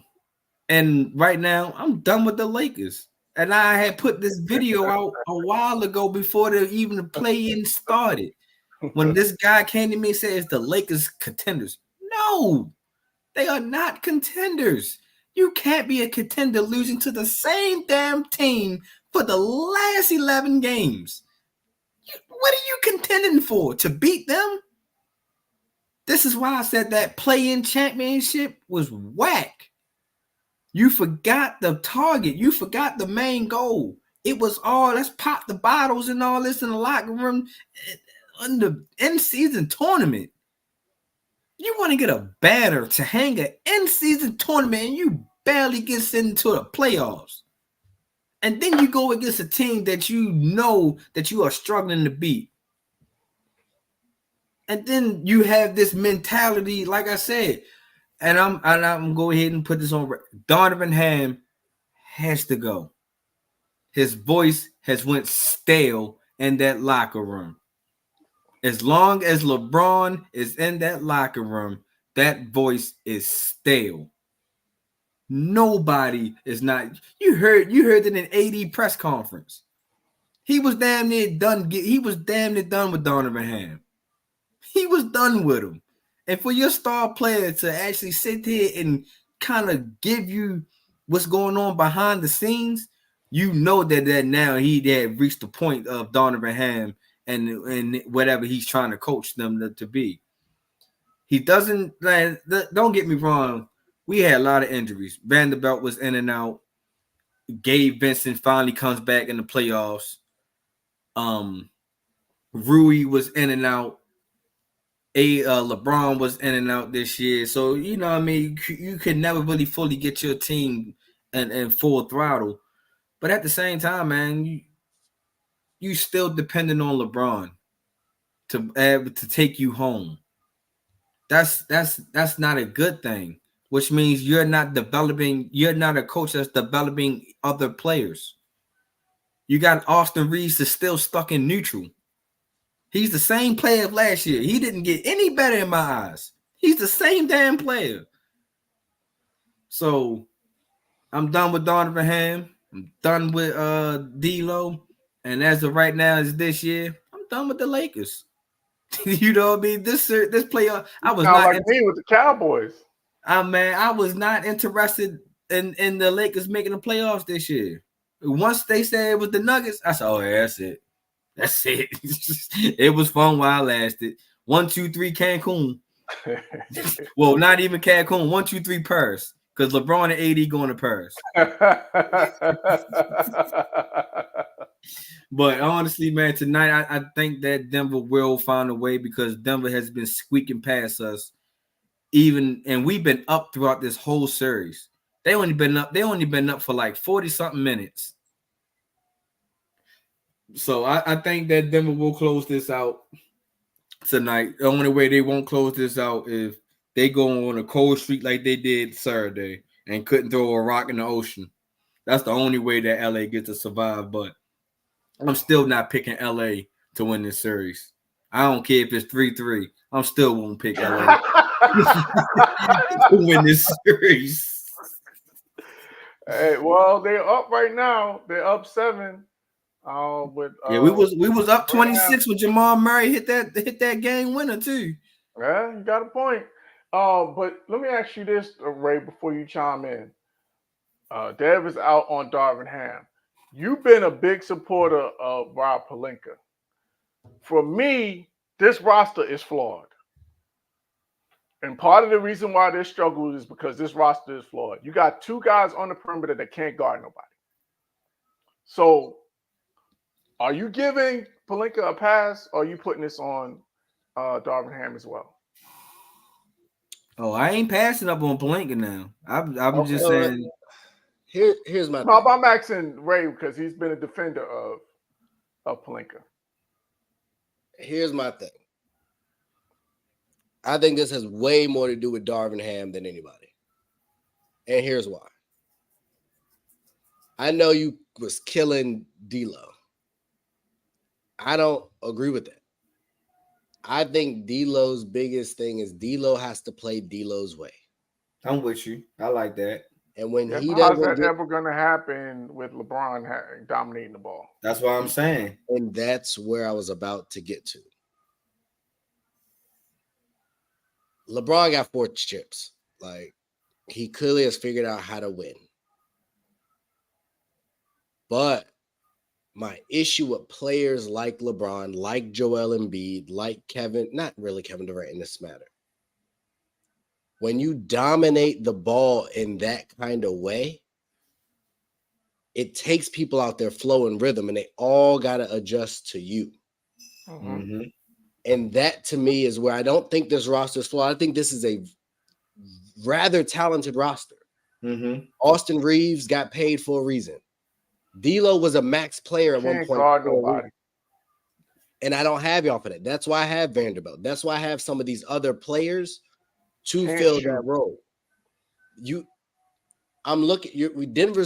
We're watching Denver right now. You got to have certain people that know how to play their roles. Minnesota has players right now that know how to play their role. Lou Dort the other night. Skill sets too. To me, all those guys you talking about, D'Lo can't guard nobody. Austin Reeves can't guard nobody. Vanderbilt can guard nobody but can't shoot. So he can't stay healthy either. Right. That all these guys are flawed. But go ahead. But I can put them. Look at that. D'Lo just let Jokic do a wookie dookie spin shot. You can't let Jokic do anything. And I would like to remind y'all, the Lakers are winning. Like for now. Right. And they've been winning the whole series. So that to me becomes coaching in crunch time.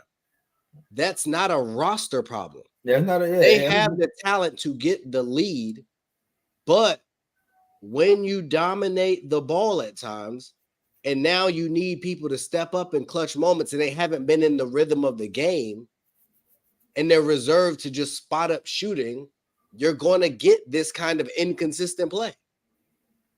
But what is the coach going to do for a guy that dominates the ball? How is the coach going to stop? The problem is Darvin, and that's why Darvin Ham is my problem. Darvin Ham can't go to LeBron and tell LeBron what to do. And so LeBron, the ball with everybody. Tyronn Lue, he dominated the ball with every coach he's ever had. When he had to play side by side with Kyrie, there was times he still dominated the ball. Kyrie played off the ball.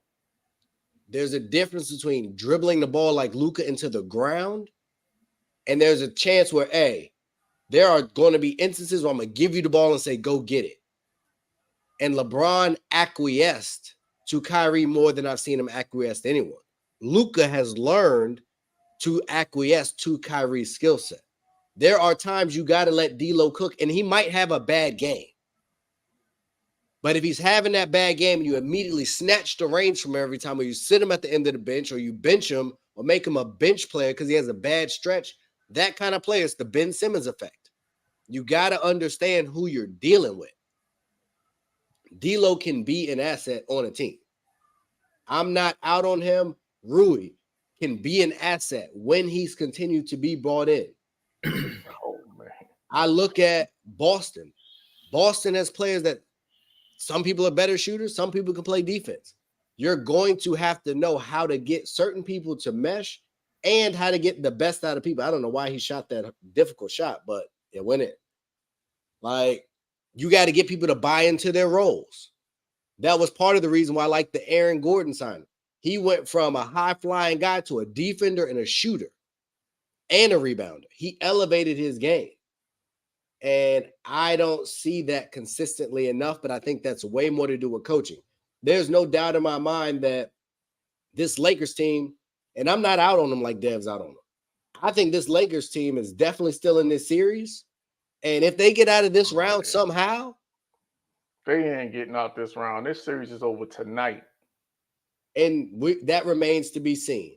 But I'm not sold on that. And if you lose to the defending champs, like y'all act like they losing to some bums.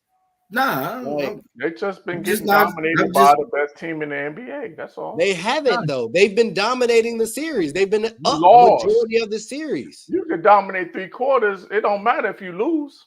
But for the series, yes, they haven't won the games. But that doesn't mean they've been getting dominated all series. That's the case. Philly have been dominating the series, and they down 3-1. It's in the same boat. Don't matter if you can't close the deal. The Pelicans have been getting dominated. The Suns were getting dominated. The Lakers have not been getting dominated. They just haven't closed the games. That, to me, I view it different. So, no, I'm not out on any of them. I think there's still pressure here. And Denver better not lose this game. I tell you that. Denver loses this game, it's going to start to get a little shaky in Denver. And with LeBron James and Anthony Davis, I think they're the best duo on the court. I don't care. I get Joker and Murray is out there. Murray go hot and cold. Murray be Donovan Mitchell in some time. Yeah. He'll have a 7 for 28. Michael Porter Jr. also get you for a hard, easy 32. So he's streaking. And that's great. But I'm not sold. I'm looking at it right now. Jamal Murray, what is he currently? 6 of 15. Like, and you know, got that calf issue. I'm sure that's affected him as well. But he is streaky regardless, healthy or not. So I'm not out on it. I think this is a much bigger Darvin Ham issue than it is a Rob Pelinka. I'm gonna give Rob credit all day. Yeah. How he even got this roster with what the money and the cap situation they've had, how he keeps putting these rosters together year in and year out. I don't know what he be doing. Who's responsible for the cap situation? Well, you've invested in AD and LeBron. That's eaten up a lot of the cap, which were great investments. But with what we just talked about, what Phoenix wasn't able to do to put around their group. D'Angelo Russell was on a big deal, I think, when they first got him. I thought. I could be wrong on that. They just signed him as a free agent to it. Whatever deal he had. They signed him and Reeves after they were both free agents this past offseason. But when we extended AD, he wasn't even on it on the his deal wasn't even done. When we got D'Lo in that trade, he was on the end of that Brooklyn deal. Yeah, I thought he was making money, but I could be wrong. Yeah, he was on the last year. He was on that last year. He was on the last year. He's got a player option after this year, so he could potentially be a free agent again. But I think what you guys are missing, well, maybe not you guys, but I think it's just you, right? Is that when you talk about LeBron being a ball dominant guy, that means you have to put shooters around him. So that was Rob Pelinka's responsibility. You know who LeBron is as a player. That's not changing. So your responsibility is to put catch and shoot guys around him. Is D'Lo a catch and shoot guy? No. Is Vanderbilt a catch and shoot guy? No. So Rui is. I think he's more of a defender than a catch and shoot guy, but we can agree to disagree. But the point is that there's no knockdown shooters on this roster, and we've been calling for that. And Dev, you could back me up on this. How long have we been saying this time that they need knockdown shooters on this Lakers roster? So again, I just think that this. They went and got Gabe Vincent. Gabe Vincent can shoot. And he's not a knockdown. He's not a knockdown shooter. And to me, he's more of an in between guy, a backup. He's a backup point guard. So, like again, To me, this just the decisions that he made in terms of the roster, I don't think that they complemented LeBron's skill set. And then the other thing, defensively, I think part of the reason why AD has been wearing down, he's had a great year, but I think part of the reason that he wears down is because he has to cover so much defensively. He has to expend so much energy blocking shots and helping guys out because guys can't stay in front of the ball. So this roster is not built to contend for a championship. And I just think that Pelinka gets a pass for that, and I don't think he deserves it. So It is what it is. But look, man, let's go ahead and wrap up there because I know Dad want to see the second half of this game, or maybe he doesn't. I don't know. I'll be sleep soon. Don't worry. maybe not. But look, man, Ray, it was great having you back. You already know you're part of the team, so whenever your schedule permits, please join us. It's always good to have your perspective and also have you always got the gun ready and the clip loaded, ready to shoot. So it was great having you back, man. Pray all is well with the family, continues to be well. And we'll be back on Thursday. Hopefully, my Knicks have finished the deal and completed the task.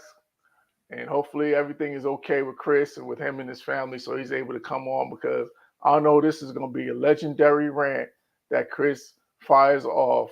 He just fell. Yeah, he did. If he has to. You know what? Before we go, real quick, Dev, you did a short on it. Let's give Candace Parker her flowers on her retirement. She retired from the WNBA after a decorated Hall of Fame career. Dev, I'll start with you. Man, like I said, man, shout out to Candace Parker. Like I said, she was my favorite female basketball player. She was the main reason why I started watching female basketball, man. She was a 3-time WNBA, a Finals MVP, a 2-time WNBA MVP, 7-time All-Star MVP, Rookie of the Year, Defensive Player of the Year, 2-time national champ, 2-time most outstanding player, 2 Olympic gold medals, the first female to be ever on a basketball game. You know what I mean? Candace Parker really had a stellar year, a stellar career. And I wish her nothing but the best, whatever it is. You know, I'm pretty sure TNT's great. Probably try to lock her in. Well, she's already doing Tuesday night with yes. Shaq. Yeah, but there's rumors that TNT might be dying. Really? How? Somebody else gonna have the rights. They're saying Amazon Prime is supposedly Amazon's supposed to be making a huge offer. Yeah. Oh, dang. Okay. They may bring them over, but there's potential. So they're taking over the Thursday night. That's what's being rumored. Wow. Okay. And they got Thursday night football, and they going to have Thursday night basketball. I told you NBA was next, and they got PBC. And they're supposed to be having like playoff games in with this deal, so it's going to be potentially a big deal. But hopefully Candace Parker is part of that big deal. But whatever they're going to be paying some of the analysts some big money. So yeah, but whatever it is, she's willing to do it after her retirement, man. I wish her nothing but the best. Yeah, Ray. I have the last word. All right. Ditto to a lot of what he said. This is her moment, so I'm going to be kind of polite. Oh, Lord. Please. But yeah, like unmatched.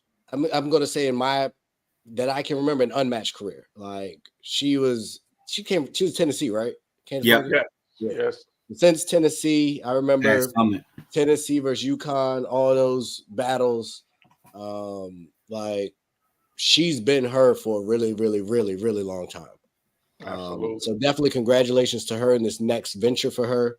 Like I said, I'm gonna leave that part alone, but yeah, you got to respect greatness, and she's been great on every level from a basketball standpoint. So I wish her the best. I have a pleasure being able to watch her and experience what she brought to the game. Y'all know I like winners, and she won on both sides of the ball. So yeah, I had a joke there, but I'm gonna let it go. Yeah, I already know where you're going. I'm gonna stop you before you even go there. But yeah, shout out to her, man. Congratulations, a legendary career. All the accolades and love is well deserved. So shout out to her. For sure. And I think that the only thing that I would add is that she goes on the Mount Rushmore in terms of female women basketball players. She earned that status that she's on the Mount Rushmore. She's an all-time great, with the Cheryl Millers, with the Cheryl Swoops, of those type of people. Tina Thompsons. Yeah. You could put a Cynthia Cooper, you could debate that fourth guy. You could, she won 4 straight. You going, respect. There's only 4 on Rushmore. We've named 5. That's why I know. I'm just saying that 4th spot is probably debatable in terms of Tina Thompson, Cynthia Cooper, whatever. But anyway, I was just throwing, we're throwing names out there. You got both of them ahead of Taurasi? You know what? We're gonna have to put a pin in that topic. We definitely need to talk about that in the summertime during WNBA season. I think honestly, since we putting Taurasi up here, I think one of the old Rushmores might have to come down. I think it's time to rebuild. You probably would go ahead of one of those two. Yeah, man. Y'all didn't name Lisa either. Yeah, that's right. That's why I'm saying it's so many. Yeah, it's so many. It's not clear cut. There's definitely some debate there. So we'll definitely put that. We'll definitely put that on the table. What about Sue Bird? And you can put. Yeah, it's a lot. It's a lot. Maya Moore could make a case, although she retired early, so that probably hurts her cause. I just think that. I honestly think that if Maya Moore would have stayed a couple more years, she would have got another championship, in my opinion. No question about it. But yeah, man, she credit to her that, and not only that, I think the biggest thing is that she's also she's already created a lane for herself to transition to the other side. I watch her and Shaq's chemistry on Tuesday night is hilarious because Shaq always talking about she's bullying him. So it's a great time. That's a great watch for me. Like they're probably going to be the transition because between Barkley and Kenny Smith, probably one of them are going to transition out, and I think Shaq is going to stay on. And between them and Jamal Crawford and Candace Parker, I think that might be the next phase. Didn't Barkley just sign a big deal? He did, but I think he said this is his last one. Okay. So I think that they'll be the next phase of inside the NBA. But yeah, she's shout out to a great person, great career. No question in terms of her all-time greatness. What up, Tone? Chicago's greats. What's up, Damian? I see Angel Reese. That's what I'm talking about. But that's too early, way too early. Yeah, she's got a long way to go, but she would definitely with her, with her swag and with her confidence, and she got that be more swag. So she's definitely gonna have something to say. All right, so let's get out of here with that. We'll be back on Thursday night. We should be back in our regular slot of 8:30. So again, Ray, good having you back. Dev, good having you back. Tune in Thursday. We'll be bringing that real talk, talking all NFL, all NBA. All right, good night. Peace.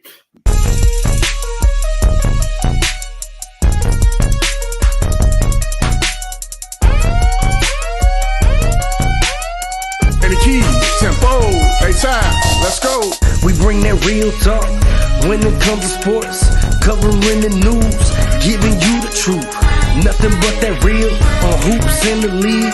All things NFL, we don't miss a thing. Getting with the coverage, we loving it all day. Picking up the news, tell us wherever the ball lay. With the NFL, NBA, they box so. Sports news in the hands of a man with fair takes. Tell them, coach, statistics and realness that's being spoke. Either hit it for the win or they hitting the goal posts. Either way, we woke up to the news of the day. Any